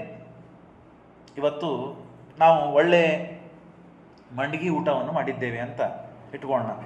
ಅಥವಾ ನಮಗೆ ಯಾವ್ಯಾವ ಪದಾರ್ಥಗಳು ಸೇರ್ತದೆ, ನಿನಗೆ ದ್ವಾಸೆ ಸೇರ್ತದಲ್ಲ, ಕೆಲವರು ಉದ್ದಿನ ವಡ ಸೇರ್ತದಲ್ಲ, ಆಯಾ ಪದಾರ್ಥಗಳನ್ನು ನಾವು ತಿನ್ನೋಣ. ತಿಂದಾಗ ನಮಗೆ ಆನಂದ ಆಗ್ತದೆ. ಆದರೆ ಆನಂದ ಪಡುವ ಹಿನ್ನೆಲೆಯಕ್ಕಿಂತ ಆನಂದ ಏನು ಪಡ್ತೇವೋ ಅದಕ್ಕಿಂತ ಹೆಚ್ಚು ನಾವು ಕಷ್ಟಪಟ್ಟಿರ್ತೇವೆ. 5 ನಿಮಿಷ 10 ನಿಮಿಷ ಭಾಳ ಸಾವಕಾಶ ಊಟ ಮಾಡಿದಂದ್ರೆ ಅರ್ಧ ತಾಸು ರೀ. ಆದರೆ ಅಡಿಗೆ ಎಷ್ಟೊತ್ತು ಮಾಡಿರ್ತೇವೆ? 3 ತಾಸು ಆಗಿರ್ತದೆ.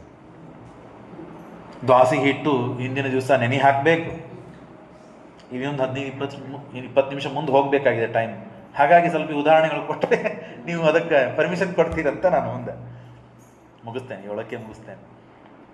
ಹಿಂದಿನ ದಿವಸ ನಾವು ನೆನೆ ಹಾಕಬೇಕು 5-6 ತಾಸು 8 ತಾಸು.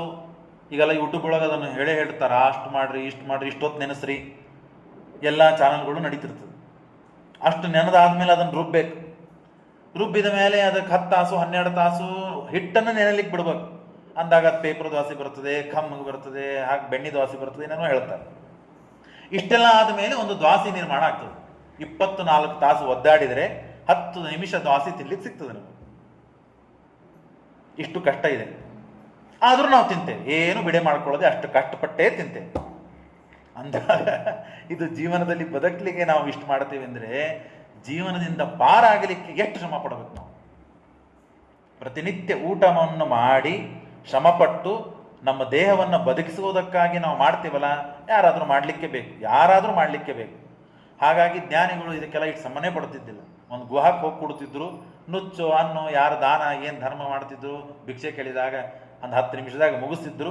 ಮತ್ತೆ ಮುಂದೆ ಅಧ್ಯಯನೋ ತಪಸ್ಸು ಜಪನೋ ಹೋಮನೋ ಏನು ಮಾಡಬೇಕು ಮಾಡ್ತಾ ಕೊಡ್ತಿದ್ರು. ಇದಕ್ಕೆ ಸಮಯ ಹಾಕದೇ ಇಲ್ಲ. ಇರಲಿ, ಅಂತೂ ಇಷ್ಟು ಶ್ರಮ ಪಟ್ಟರೇನೆ ಒಂದು ಏನಾದರೂ ಫಲ ಸಿಗ್ತದೆ. ಶ್ರಮ ಬಹಳ ಇದೆ, ಫಲ ಮಾತ್ರ ಸ್ವಲ್ಪ ಇದೆ. ಈ ಅವಸ್ಥೆ ಜೀವನದಲ್ಲಿ ಇದೆ.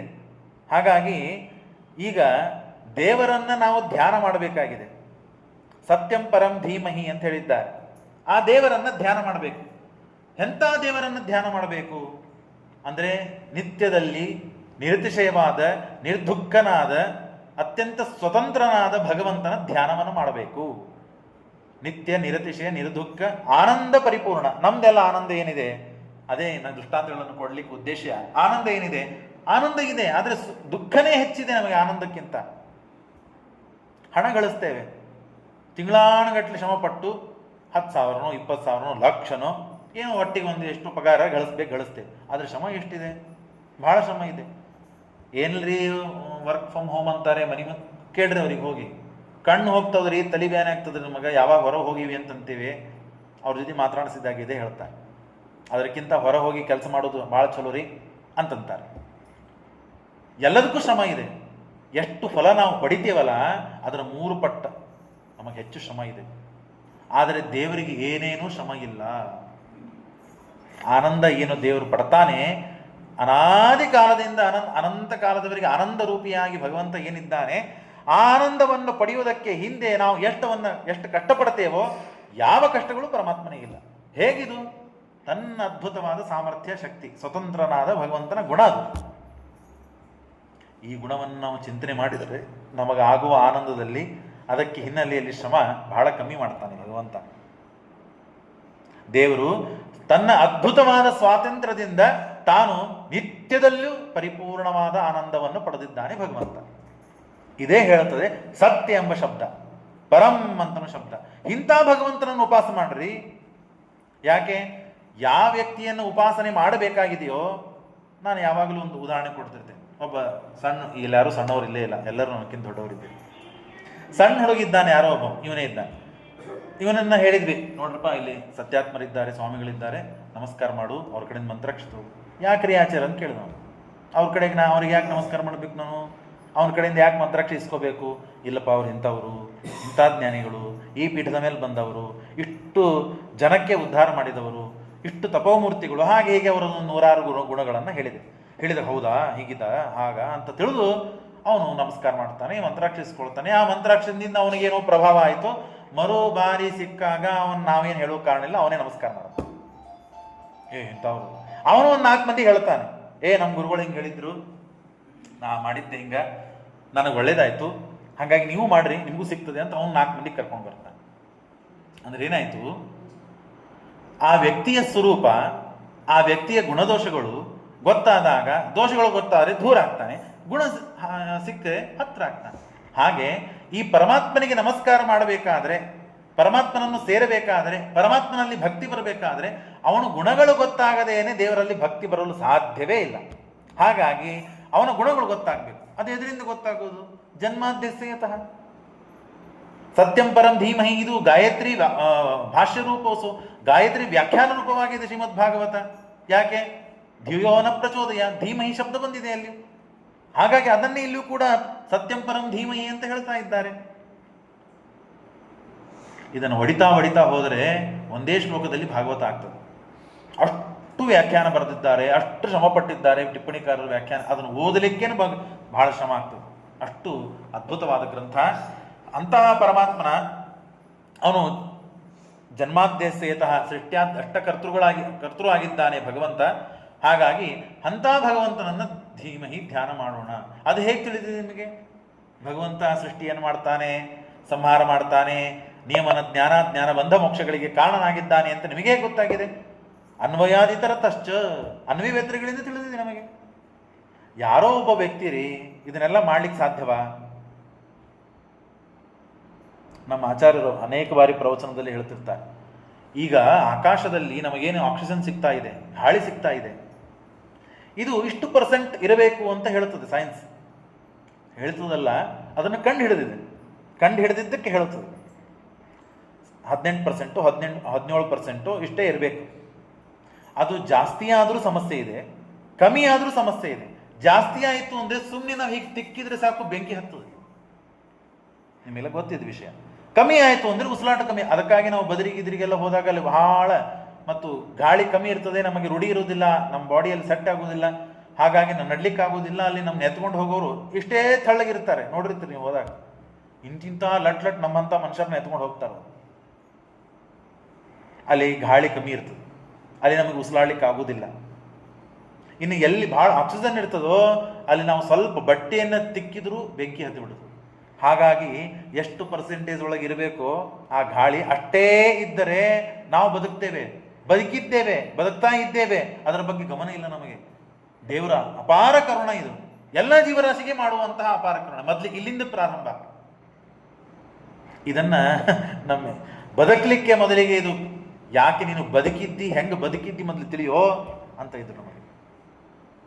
ಇದನ್ನು ಮಾಡಿದವನು ಯಾರು? ದೇವರು. ಗೊತ್ತಿದೆಯಾ ನಮಗೆ? ಗೊತ್ತಿದೆ, ಆದರೆ ಸ್ಮರಣೆಗೆ ಬರುವುದಿಲ್ಲ, ಕದಾಚಿತ್ ಗೊತ್ತೂ ಇರುವುದಿಲ್ಲ. ಹಾಗಾಗಿ ಇಂಥವನು ಮಾಡಿದವನು ಇದು ಅನ್ವಯಾದಿತರ ತಶ್ಚ, ಇಂಥದ್ದು ಯಾರೂ ಮಾಡ್ಲಿಕ್ಕೆ ಸಾಧ್ಯವಿಲ್ಲ, ದೇವರೇ ಮಾಡಿದ್ದಾನೆ ಅಂತನ್ನೋದನ್ನ ತಿಳಿದುಕೊಳ್ಳಲಿಕ್ಕೆ ನಾವು ಅನ್ವಯ ವ್ಯತಿರಿಗಳಿಂದ ತಿಳಿದ್ದೇವೆ. ಆಯಿತು, ಇದನ್ನೆಲ್ಲ ಭಗವಂತ ಸೃಷ್ಟಿಯನ್ನು ಮಾಡಿದ್ದಾನೆ. ನೀವೆಲ್ಲ ಯಾಕೆ ಬಂದಿರಿ ಪ್ರವಚನಕ್ಕೆ? ನಾ ಯಾಕೆ ಪ್ರವಚನ ಹೇಳ್ತಾ ಇದ್ದೇನೆ? ಒಂದು ಪ್ರಯೋಜನ ಇದೆ.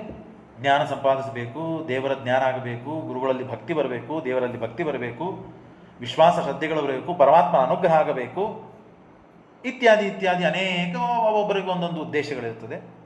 ಹಾಗಾದರೆ ದೇವರು ಇದನ್ನು ಪ್ರಪಂಚವನ್ನು ನಿರ್ಮಾಣ ಮಾಡಿದ್ದಾನೆ, ಸೃಷ್ಟಿ ಮಾಡಿದ್ದಾನೆ ಅಂತಂದ ಮೇಲೆ ಅವನಿಗೊಂದು ಪ್ರಯೋಜನ ಇರಬೇಕಲ್ಲ. ಪ್ರಯೋಜನ ಮನುದ್ದೇಶನ ಒಂದೊಬ್ಬೆ ಪ್ರವರ್ತದೆ. ಯಾವ ಹುಚ್ಚು ವ್ಯಕ್ತಿಯೂ ಕೂಡ ಒಂದು ಸ್ಥಳದಿಂದ ಮತ್ತೊಂದು ಸ್ಥಳಕ್ಕೆ ಹೋಗ್ತಾನೆ ಅಂದರೆ ಅವನಿಗೆ ಏನಾದರೂ ಉದ್ದೇಶ ಇಲ್ಲಂದರೆ ಅವನು ತೊಡಗುವುದಿಲ್ಲ. ಅಂದಮೇಲೆ ದೇವರು ಇಷ್ಟೆಲ್ಲ ಅದ್ಭುತ ನಿರ್ಮಾಣ ಮಾಡಿದ್ದಾನೆ. ಎಷ್ಟೆಷ್ಟು ದೊಡ್ಡ ದೊಡ್ಡ ಕೆಲಸ ಮಾಡ್ತಾವ ನೋಡ್ರಿ, ಅವರಿಗೆ ಭಾಳ ದೊಡ್ಡ ದೊಡ್ಡ ಉದ್ದೇಶಗಳಿರ್ತದೆ ಅಂತ ಅರ್ಥ. ಸಣ್ಣದೇ ಕೆಲಸ ಮಾಡಿದ್ದಾನೆ ಅಂದರೆ ಸ್ವಲ್ಪ ಉದ್ದೇಶ ಇದೆ, ಭಾಳ ದೊಡ್ಡ ಕೆಲಸ ಮಾಡಿದ್ದಾನಂದರೆ ಭಾಳ ದೊಡ್ಡ ಕೆಲಸ ಇದೆ, ಭಾಳ ಉದ್ದೇಶ ದೊಡ್ಡದಿದೆ, ಒಂದು ನಮಗೆ ಗೊತ್ತಿರೋದಿಲ್ಲ ಅಂತೇವೆ ನಾವೇ. ಅಂದಮೇಲೆ ದೇವರು ಯಾರ ಕಡೆಗಿಂದು ಇಷ್ಟು ದೊಡ್ಡ ಕೆಲಸವನ್ನು ಮಾಡದೇ ಇದ್ದ ಜಗತ್ತನ್ನು ಸೃಷ್ಟಿ ಮಾಡಿಬಿಟ್ಟಿದ್ದಾನೆ, ಮುಗಿದೋಯ್ತು. ಇದಕ್ಕಿಂತ ದೊಡ್ಡದು ಪ್ರಯೋಜನ ದೇವರಿಗಿದೆ. ಹೌದಾ? ಹಾಗಾದ್ರೆ ಪ್ರಯೋಜನ ಇದೆ ಅಂತ ಒಪ್ಪಿಬಿಟ್ರೆ ದೇವರ ಅಪೂರ್ಣನಾದ. ಪೂರ್ಣಮದ ಪೂರ್ಣಮಿದಂ ಪೂರ್ಣಾತ್ ಪೂರ್ಣತರಚ್ಯತೆ ಅಂತ ಶ್ರುತಿ ಏನು ಮಾಡ್ತಾ ಇದೆ? ದೇವರಿಗೆ ಪೂರ್ಣತ್ವವನ್ನು ಹೇಳ್ತಾ ಇದೆ. ಆಮೇಲೆ ದೇವರ ಅಪೂರ್ಣನಾದ ಅಂತ ನೀವೇ ಒಪ್ಪಿಕೊಂಡಾಗಾಯ್ತು. ಯಾಕೆ? ದೇವರಿಗೆ ಪ್ರಯೋಜನ ಇದೆ ಸೃಷ್ಟಿ ಮಾಡಿದ್ದಕ್ಕೆ. ಸೃಷ್ಟಿ ಮಾಡಲಿಕ್ಕೆ ಏನು ದೇವರಿಗೆ ಪ್ರಯೋಜನ ಇದೆ? ಇಲ್ಲ, ಪ್ರಯೋಜನ ಏನೂ ಇಲ್ಲ. ಹಾಗಾದ್ರೆ ಯಾಕೆ ಮಾಡಿದ ಅಂತಂದ್ರೆ ಅದಕ್ಕೆ ಹೇಳ್ತಾರೆ ದೇವಶೇಷ ಸ್ವಭಾವವಯಂ. ದೇವರ ಸ್ವಭಾವ ಇದು, ಅವನಿಗೆ ಯಾವ ಪ್ರಯೋಜನ ಇಲ್ಲ. ತಾಯಿಗೆ ಏನಾದರೂ ಪ್ರಯೋಜನ ಇದೆಯಾ ಮಕ್ಕಳನ್ನು ರಕ್ಷಣೆ ಮಾಡಲಿಕ್ಕೆ? ಇಲ್ಲ. ಕದಾಚಿತ್ ಮುಂದೆ ಇವನು ದೊಡ್ಡವನಾಗಿ ನನ್ನ ರಕ್ಷಣೆ ಮಾಡ್ತಾನೆ ಅಂತ ಸ್ವಲ್ಪ ದಿನ ಆದ ಮೇಲೆ ತಲೆಗೆ ಬರ್ಬೋದು. ಸಣ್ಣ ಕೂಸಿದ್ದಾಗ ಯಾಕೆ ಬರ್ತದೆ? ಮೊದಲಿಗೆ ಇದು ಬದುಕಬೇಕು, ಇದಕ್ಕೆ ಯಾರು ಕಣ್ಣು ಬೀಳಬಾರ್ದು, ಇದಕ್ಕೆ ಇನ್ಫೆಕ್ಷನ್ ಆಗಬಾರ್ದು, ರೋಗ ರುಜಿನಗಳು ಬರಬಾರ್ದು ಅಂತ ಹೇಳಿ ಎಷ್ಟೆಲ್ಲ ಏನು ಸಣ್ಣ ಕೂಸಿದ್ದಾಗ ಏನು ಬೇಕಾದ್ ಮಾಡಿದ್ರು ತಾಯಿ ರಕ್ಷಣೆ ಮಾಡ್ತಾರೆ. ಯಾಕೆ? ಅದು ತಾಯಿಗೆ ದೇವರು ಆ ಕಾಲಕ್ಕೆ ಆ ಸ್ವಭಾವ ಕೊಟ್ಟಿಬಿಡ್ತಾನಂತೆ. ತಂದಿಗೆ ಕೊಡೋದಿಲ್ಲ ಮತ್ತೆ ಇದನ್ನ, ನೀನು ನೋಡ್ಕೋವ ನನಗಾಗೋದಿಲ್ಲ ಕೊಟ್ಬಿಡ್ತಾನ. ಅದೇ ಸ್ವಲ್ಪ ದೊಡ್ಡವಾದ್ಮೇಲೆ ಅಷ್ಟು ತಾಯಿ ಗಮನ ಕೊಡೋದಿಲ್ಲ, ಸ್ವಭಾವ ಕಮ್ಮಿ ಆಗಿಬಿಡ್ತದೆ. ದೇವರು ಅದ್ಭುತ ಇದೆಲ್ಲ ಸ್ವಭಾವಗಳನ್ನು ಸೃಷ್ಟಿ ಮಾಡ್ತಾನೆ ಪರಮಾತ್ಮ. ಆ ಕಾಲಕ್ಕೆ ಎಷ್ಟು ಪ್ರೀತಿ ಕೊಡಬೇಕು ತಾಯಿ ಅಷ್ಟು ಕೊಡ್ತಾಳೆ ಕೂಸಿಗೆ. ಅದೇ ದೊಡ್ಡವನಾದ್ಮೇಲೆ ಮಾಡೋದಿಲ್ಲ. ಅಂತಃಕರಣ ಮಾಡ್ತಾಳೆ, ಊಟ ಆಯ್ತು ಇಲ್ಲೋದು ಇದೆಲ್ಲ ಕಾಳಜಿ ಮಾಡ್ತಾಳೆ, ಎಲ್ಲ ಮಾಡ್ತಾಳೆ. ಕೂಸಿದ್ದಾಗ ಏನು ಮಾಡಬೇಕು? ನಾವಾಗೇನು ಉತ್ತರ ಬರ್ತದೆ ನಮಗೆ? ಕೂಸಿತ್ರಿ ಅದಕ್ಕೆ ಮಾಡೀವಿ, ಆಯ್ತಲ್ಲ, ಕೂಸಿತ್ತು ಅದಕ್ಕೆ ಮಾಡಿದಿರಲ್ಲ. ಇದು ಈ ಸ್ವಭಾವವನ್ನ, ಆ ಪ್ರೇಮವನ್ನ, ಅತಿಶಯವಾದ ಪ್ರೇಮವನ್ನ ತಾಯಿಗೆ ದೇವರು ಕೊಟ್ಟಿದ್ದಿಲ್ಲ ಅಂದ್ರೆ ಇವತ್ತು ಯಾರೂ ನಾವು ಬದುಕಲಿಕ್ಕೆ ಸಾಧ್ಯ ಇಲ್ಲ. ಕೂಸುಗಳು ದೊಡ್ಡವರಾಗಿ ನಾವೇನು ಕೂತೀವಲ್ಲ ಯಾರೂ ಆಗ್ಲಿಕ್ಕೆ ಸಾಧ್ಯ. ಆ ಸ್ವಭಾವ ದೇವರು ಹೇಗೆ ತಾನು ಕೊಟ್ಟಿದ್ದಾನೋ ಇದನ್ನು ಅನಾದಿ ಕಾಲದಿಂದ ದೇವರು ತನ್ನಲ್ಲಿ ತಾನು ಇಟ್ಟುಕೊಂಡಿದ್ದಾನೆ. ಯಾವ ಪ್ರಯೋಜನ ಬೇಕಾಗಿಲ್ಲ ದೇವರಿಗೆ. ಹಾಗಾಗಿ ಅರ್ಥೇಶು ಅಭಿಜ್ಞಾ, ಮತ್ತು ಅಷ್ಟೇ ಅಲ್ಲದೇನೆ ಈ ಭಗವಂತ ಸೃಷ್ಟಿಯನ್ನು ಮಾಡಿದ ಪರಮಾತ್ಮ ಎಲ್ಲ ಕಣಗಳಲ್ಲೂ ತುಂಬಿದ್ದಾನೆ. ಕಣ ಪದಾರ್ಥಗಳ ಜ್ಞಾನ ಇದೆ. ನಾ ಮೇಲಿನ ಮೇಲೆ ಪಾಠದಲ್ಲಿ ಉದಾಹರಣೆ ಕೊಡ್ತೈತೆ. ಒಂದು ಬಿಲ್ಡಿಂಗ್ ಅನ್ನು ನಿರ್ಮಾಣ ಮಾಡಿದ್ದಾನೆ ಒಬ್ಬ ಇಂಜಿನಿಯರ್ ಅಂದರೆ ಯಾವ ಪೈಪ್ ಹಾಕಿದ್ದಾನೆ, ಯಾವ ಸಿಮೆಂಟ್ ಉಪಯೋಗ ಮಾಡಿಕೊಂಡಿದ್ದಾನೆ, ಯಾವ ಇಟಂಗಿ ತಗೊಂಡಿದ್ದಾನೆ, ಈ ಟಂಗಿ ಈ ಸಿಮೆಂಟ್ ತಗೊಂಡ್ರೆ ಇದು ಎಷ್ಟು ದಿವಸ ಬಿಲ್ಡಿಂಗ್ ಬರ್ತದೆ, ಗಟ್ಟಿ ನಿಂದಿರ್ತದೆ, ಇದನ್ನೆಲ್ಲ ತಿಳ್ಕೊಂಡಿರ್ತಾನೆ. ರೊಕ್ಕ ಸ್ವಲ್ಪ ಕಮ್ಮಿ ಕೊಟ್ಟಿದ್ದಾನೆ, ಹಾಗಾಗಿ ಸ್ವಲ್ಪ ಸಿಮೆಂಟ್ 300 ರೂಪಾಯಿದು ಬೇಡ 200 ರೂಪಾಯಿ ತೊಗೊಂಡು ಅವನು ಹಣೆ ಬರ, ಅವನಿಗೂ ನನಗೆ ಕಂಜೂಸ್ತಾನ ಮಾಡಿದ್ದು ನಾನು ನಾಯಕ, ಅವನಿಗೆ ಇಷ್ಟು ಕಾಸ್ಟ್ಲಿದು ಹಾಕಲಿ ಅಂತ ಹೇಳ್ತಾನೆ. ನಾವು ಮನೆಗೆ ಬೀಳ್ತದೆ, ಅವನಿಗೆಲ್ಲ ಗೊತ್ತಿರ್ತದೆ. ಸಾಮಾನ್ಯ ಒಂದು ಬಿಲ್ಡಿಂಗ್ ಕೊಟ್ಟು ವ್ಯಕ್ತಿಗೇನೆ ಯಾವುದು ಏನು ಹಾಕಬೇಕು ಪೂರ್ಣ ಗೊತ್ತಿರೋದಿಲ್ಲ. ಮತ್ತು ಅವನಿಗೂ ಪೂರ್ಣ ಗೊತ್ತಿರೋದಿಲ್ಲ. ಯಾವ ಸ್ಟೀಲ್ ಹಾಕಬೇಕು, ಎಷ್ಟು ಏನದು ಥಿಕ್ನೆಸ್ದು ಹಾಕಬೇಕು, ಎಷ್ಟು MM ಹಾಕಬೇಕು, ಏನೇನೋ ಎಲ್ಲ ತಿಳ್ಕೊಂಡು ಮಾಡ್ತಾನೆ. ಅಂಥದ್ದು ಒಬ್ಬ ಸಾಮಾನ್ಯ ವ್ಯಕ್ತಿಗೇನೆ ಇಷ್ಟೆಲ್ಲ ದೇವರು ಕೊಟ್ಟು ಬುದ್ಧಿಯನ್ನು ಕೊಟ್ಟು ಒಂದು ಬಿಲ್ಡಿಂಗನ್ನು ನಿಲ್ಲಿಸ್ತಾನೆ ಅಂದಮೇಲೆ ದೇವರು ಅಪಾರವಾದಂತಹ ಜಗತ್ತನ್ನು ನಿರ್ಮಾಣ ಮಾಡಿದ್ದಾನೆ, ಜೀವರಾಶಿಗಳನ್ನು ದೇಹಗಳನ್ನು ಕೊಟ್ಟಿದ್ದಾನೆ ಅಂದ ಮೇಲೆ ದೇವರು ಎಲ್ಲ ಪದಾರ್ಥಗಳನ್ನು, ಎಷ್ಟು ಪದಾರ್ಥಗಳನ್ನು ನಿರ್ಮಾಣ ಮಾಡಿದ, ಅನಂತ ಪದಾರ್ಥಗಳನ್ನು. ಹಾಗಾಗಿ ಆ ಅನಂತ ಪದಾರ್ಥಗಳಲ್ಲಿದ್ದ ಗುಣಧರ್ಮಗಳನ್ನು ತಿಳಿದುಕೊಂಡಿದ್ದಾನೆ, ಹಾಗಾಗಿ ಅನಂತ ಗುಣಗಳು ಬಂತು. ಆ ಅನಂತ ಪದಾರ್ಥಗಳ ಜ್ಞಾನವನ್ನು ಮಾಡಿಕೊಂಡಿದ್ದಾನೆ, ಹಾಗಾಗಿ ಸರ್ವಜ್ಞತ್ವ ಬಂತು. ಇದು ತಿಳಿದಿದ್ದು ಅರ್ಥೇಶ್ವಭಿಜ್ಞ. ಸ್ವರಾಟ್ ಇದು ಯಾರು ಸಪೋರ್ಟ್ದಿಂದ ಮಾಡ್ತಾನೆ ದೇವರು. ಇವತ್ತು ನೀವೆಲ್ಲ ಇಲ್ಲಾಂದ್ರೆ ನಾನೇನು ಪ್ರವಚನ ಹೇಳಿಕ್ಕೆ ಸಾಧ್ಯ ಇದೆ? ಹೇಳಿಕ್ಕೆ ಸಾಧ್ಯ ಇಲ್ಲ. ಈ ಮನೆ ಇಲ್ಲಾಂದ್ರೆ ಪ್ರವಚನ ಹೇಳಿಕ್ಕೆ ಸಾಧ್ಯ ಇಲ್ಲ. ಟೇಬಲ್ ಇಲ್ಲಾಂದ್ರೆ ಎಲ್ಲದಕ್ಕೂ ನಾನು ಇನ್ನು ಪರಾಧೀನನಾಗೆ ಹೇಳಬೇಕು, ಪರಾಧೀನನಾಗಿ ಇರಬೇಕು. ಹಾಗೆ ದೇವರು ಇಷ್ಟೆಲ್ಲ ಪ್ರಪಂಚವನ್ನು ನಿರ್ಮಾಣ ಮಾಡಬೇಕು, ಜೀವರಾಶಿಗಳಿಗೆ ದೇಹವನ್ನು ಕೊಡಬೇಕು, ಅವರ ಕರ್ಮಾನುಸಾರವಾಗಿ ಮತ್ತು ಫಲಗಳನ್ನು ಕೊಡಬೇಕು ಅಂದರೆ ದೇವರಿಗೆ ಯಾರಾದರೂ ಬೇಕಲ್ಲ ಹಿಂದೆ. ಒಬ್ಬನೇ ಏನು ಮಾಡ್ತಾನಿಲ್ಲ, ಏನಿಲ್ಲ. ಸ್ವಮಹಿಮ್ನೇವ ಸ್ವರಾಟ್, ಸ್ವಯಂ ರಾಜತಿ ಸ್ವರಾಟ್. ಯಾರ ಅಪೇಕ್ಷೆ ಇಲ್ಲ ಭಗವಂತ. ಲಕ್ಷ್ಮೀದೇವಿಯ ಅಪೇಕ್ಷೆನೂ ಇಲ್ಲ ಪರಮಾತ್ಮನಿಗೆ. ಇದು ಅದ್ಭುತ ದೇವರ ವ್ಯಕ್ತಿತ್ವ, ದೇವರ ಸ್ವಾತಂತ್ರ್ಯ. ತೇನೇ ಬ್ರಹ್ಮಹೃದ ಎಲ್ರಿ, ನಾವೆಲ್ಲ ಶ್ರುತಿಯಲ್ಲಿ ಪುರಾಣದಲ್ಲೆಲ್ಲ ಕೇಳಿದ್ದೇವೆ. ಬ್ರಹ್ಮದೇವರು ಸರ್ವೋತ್ತಮ ಅಂತ ಹೇಳಿದ್ದಾರೆ. ದೇವರನ್ನೆಲ್ಲಿಂದ ತಂದ್ರೆ ನೀವು ನಡುವೆ ಅಂದಾಗ ನೋಡ್ರಿ, ಬ್ರಹ್ಮಾದಿ ದೇವತೆಗಳಿಗೆ ಪರಮಾತ್ಮನ ನಾಭಿ ಕಮಲದಿಂದ ಬ್ರಹ್ಮ ಹುಟ್ಟಿದ. ಕೇಳಿದ್ರಲ್ಲಿ ವಿಷಯ? ಹೌದು, ಕೇಳಿ. ಅಂದಮೇಲೆ ಬ್ರಹ್ಮದೇವರು ದಿಕ್ಕು ತೋಚಿ ಹೋಗ್ಬಿಟ್ಟು ತಪ್ಪೋಯ್ತು ಅವರಿಗೆ. ನಾ ಎಲ್ಲಿ ಬಂದೀನಿ, ಏನಾಗ್ತಾ ಇದೆ ಏನು ಗೊತ್ತಾಗ್ಲಿಲ್ಲ. ಸುತ್ತಮುತ್ತಲು ಎಲ್ಲ ಕಡೆಗೆ ಅಂಧಕಾರ. ಸುತ್ತಮುತ್ತಲು ತಳಗೆ ನೋಡಿದ್ರೆ ನೀರು ಮೇಲೆಲ್ಲ ಕಡೆಗೆ ಅಂಧಕಾರ. ಏನು ಮಾಡ್ಬೇಕು ಗೊತ್ತಾಗ್ಲಿಲ್ಲ. ತಪಸ್ಸು ಮಾಡು ಅಂತ ಹೇಳಿ ತಾವೊಂದು ಗುಟ್ಟು ಏನಂತಾರೆ ಒಗಟು ಮಾತಿನಲ್ಲಿ ಬಂತು. ತಪಸ್ಸು ಮಾಡಿದಾಗ ವಾಸುದೇವ ರೂಪಿಯಾದ ಭಗವಂತ ಬಂದು ಅನುಗ್ರಹ ಮಾಡಿದ. ಆಗ ಅನಂತ ವೇದಗಳನ್ನು ಪರಮಾತ್ಮ ಉಪದೇಶ ಮಾಡಿದ, ಶಾಸ್ತ್ರಗಳನ್ನು ಉಪದೇಶ ಮಾಡಿದ. ಅಂದಮೇಲೆ ದೇವರೇನಾದ? ತೇನೇ ಬ್ರಹ್ಮ ಗುಣಪೂರ್ಣನಾದ, ದೋಷದೂರನಾದ, ಜಗಜ್ಜನ್ಮಾಧಿಕಾರನಾದ ಭಗವಂತ ಇವನು ಬ್ರಹ್ಮದೇವರಿಗೆ ಉಪದೇಶ ಮಾಡಿದ್ದಾನೆ. ಯಾರು ಯಾರಿಗೆ ಉಪದೇಶ ಮಾಡುತ್ತಾರೋ, ಉಪದೇಶವನ್ನು ಪಡೆಯೋಕ್ಕಿಂತ ವ್ಯಕ್ತಿಯಲ್ಲಿ ಉಪದೇಶ ಮಾಡುವ ವ್ಯಕ್ತಿಯಲ್ಲಿ ಹೆಚ್ಚಿನ ಜ್ಞಾನ ಇರ್ತದೆ. ಯಸ್ಯ ಉಪದೇಷ್ಟ ಸಹ ತಥೋಪಿ ಅಧಿಕ ಜ್ಞಾನವಾನ್ ಉಪಲಬ್ಧ ಅಂತ ಶಾಸ್ತ್ರ. ಯಾರು ಯಾರಿಗೆ ಉಪದೇಶ ಮಾಡ್ತಾರೋ, ಉಪದೇಶ ಮಾಡುವ ವ್ಯಕ್ತಿಯಲ್ಲಿ ಉಪದೇಶ ಪಡೆಯುವ ವ್ಯಕ್ತಿಗಿಂತಲೂ ಹೆಚ್ಚಿನ ಜ್ಞಾನ ಇದೆ ಅಂತ ತಿಳಿಯುತ್ತದೆ. ಅಂದಮೇಲೆ ಸರ್ವಜ್ಞನಾದವನು ಭಗವಂತ, ಇದು ತಿಳಿಯುತ್ತದೆ. ಏನು ಪರಮಾತ್ಮ ಸೃಷ್ಟಿ ಮಾಡಿದ್ದಾನೆ? ಬರೀ ಸೃಷ್ಟಿ ಮಾಡಿದ್ದಾನೆ ಅಂತ. ಏನು ಸೃಷ್ಟಿ ಮಾಡಿದ್ದಾನೆ? ಜಗತ್ತನ್ನು ಸೃಷ್ಟಿ ಮಾಡಿದ್ದಾನೆ. ಎಂಥ ಜಗತ್ತನ್ನು? ತೇಜಸ್ ಸೃಷ್ಟಿ, ವಾರಿ ಸೃಷ್ಟಿ, ಮಣ್ಣಿನ ಸೃಷ್ಟಿಯನ್ನು ಮಾಡಿದ್ದಾನೆ. ಅದ್ಭುತ ವಿಷಯಗಳಿವೆ ಒಂದೊಂದು. ನೀವು ಕೇಳಲಿಕ್ಕೆ ತಯಾರಾಗ್ತಿದ್ರೆ ಅವಶ್ಯ ನಾನು ಹೇಳ್ತೀನಿ. ಬರೇ ಕಥೆಗಳ, ಅದಕ್ಕೆ ಮೊದಲಿಗೆ ಕಥೆ ಹೇಳಿಬಿಟ್ಟೆ ನಾನು, ಭಾಗವತ್ ಮಹಿಮಾ ಅಂತ. ಇದನ್ನೇ ಮೊದಲಿಗೆ ಶುರು ಮಾಡಿಬಿಟ್ಟಿದ್ರೆ ಈ ಮುಖ ಮೊದಲೇ ಬಂದ್ಬಿಡ್ತಿತ್ತು ನೋಡಿ. ಅದ್ಭುತ ವಿಷಯ ಒಂದೊಂದು. ಶ್ರೀಮದಾಚಾರ್ಯರು, ಟಿಪ್ಪಣಿಕಾರರು, ವ್ಯಾಖ್ಯಾನ, ತತ್ವಗಳು, ನಿರ್ಣೀತವಾದ ತತ್ವಗಳು, ಭಗವನ್ ಮಹಿಮಾ ಎಲ್ಲಕ್ಕಿಂತ ಹೆಚ್ಚಾಗಿ ದೇವರು ಎಷ್ಟೆಲ್ಲ ನಮಗೆ ಉಪಕಾರ ಮಾಡಿದ್ದಾನೆ. ದೇವರು ಉಪಕಾರ ಇದ್ದಿದ್ದಿಲ್ಲ ಅಂದ್ರೆ ನಮ್ಮ ಅವಸ್ಥೆ ಏನಿರ್ತಿತ್ತು? ಆರಾಮಾಗಿರ್ತೇವೆ. ಎಲ್ಲೋ ಒಂದು ಬ್ರೈನಿನಲ್ಲಿ ಒಂದು ನರ ಕೆಲಸ ಮಾಡೋದಿಲ್ಲ, ಮುಗೀತು. ಹಾಸಿಗೆ ಮೇಲೆ ಮಲಗೇ ಬಿಡ್ತಾನೆ ಮನುಷ್ಯ. ಒದ್ದಾಡ್ತಾರೆ, ಕಷ್ಟಪಡ್ತಾರೆ, ಅದು ಇದು ಅಂತಂತಾರೆ. ಗಟ್ಟಿಮುಟ್ಟಿ ಗಂಡು ಭೀಮ ಇದ್ದರಿ ಅಂತಾರೆ. ಗಂಡು ಭೀಮ ಇದ್ದ ಮನುಷ್ಯ ಏನಾಯ್ತು ಅನ್ನೋ ಅವಸ್ಥೆ? ಏನಾಗಲಿಲ್ಲ. ಒಂದೇನೋ ಹಾರ್ಟಿನಲ್ಲಿ ಸ್ವಲ್ಪ ವೀಕ್ ಆಯ್ತು, ಇದಾಯಿತು, ಹೊಗೆ ಬಿಟ್ಟ. ಸಂಧ್ಯಾವಂದನ ಮಾಡ್ತಾ ಇದ್ದು.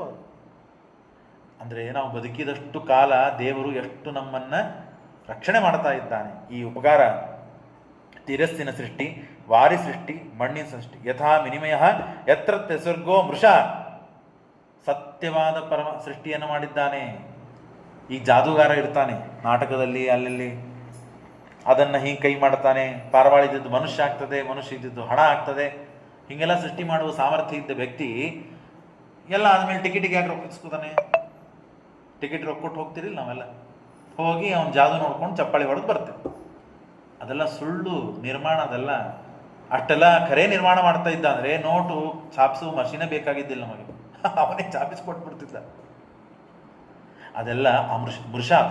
ದೇವರು ಮಾಡುವ ಸೃಷ್ಟಿ ಅಮೃಷ, ಸತ್ಯವಾದ ಸೃಷ್ಟಿ. ಹಾಗಾಗಿ ನಾವು ನಿಮ್ಮನ್ನು ನೋಡ್ತೇವೆ, ವ್ಯವಹಾರ ಮಾಡುತ್ತೇವೆ, ಊಟ ಮಾಡುತ್ತೇವೆ, ಊಟ ತಿಂದಿದ್ದು ತೃಪ್ತಿ ಆಗ್ತದೆ, ನಮಗೆ ಅನುಭವಕ್ಕೆ ಬರ್ತದೆ. ಫ್ಯಾನು ಗಾಳಿ ನನಗೆ ಬಡಿತಾ ಇದೆ, ಅನುಭವಕ್ಕೆ ಬರ್ತದೋ ಇಲ್ಲೋ? ಸಮಯ ಆಗ್ತಾ ಇದೆ, ಅನುಭವ ಬರ್ತದೆ. ನಾನು ನಿಮ್ಮನ್ನು ನೋಡ್ತಾ ಇದ್ದೇನೆ, ನೀವು ನನ್ನನ್ನು ನೋಡ್ತಾ ಇದ್ದೀರಿ, ಅನುಭವಕ್ಕೆ ಬರ್ತದೆ. ಯಾಕೆ? ಸತ್ಯವಾದ ಸೃಷ್ಟಿ ಇರೋದರಿಂದ. ಹಾಗಾಗಿ ಧಾಮ್ನ ಸ್ವೇನ ಸದಾ ನಿರಸ್ತ ಗುಹಕಂ ಸತ್ಯಂ ಪರಂ ಧೀಮಹಿ. ಇಂಥ ಪರಮಾತ್ಮನನ್ನು ಧ್ಯಾನ ಮಾಡೋಣ ಅಂತ ಹೇಳ್ತಾ ಇದ್ದಾರೆ. ಶ್ರೀಕೃಷ್ಣ ಅರ್ಪಣಮಸ್ತು. ಯಸ್ ಸರ್ವಗುಣ ಸಂಪೂರ್ಣ ಸರ್ವದೋಷ ವಿವರ್ಜಿತ ಪ್ರಿಯತಾಂ ಪ್ರೀತಯೇವಾಲಂ ವಿಷ್ಣುರ್ಮೇ ಪರಮಸೃಹತ್.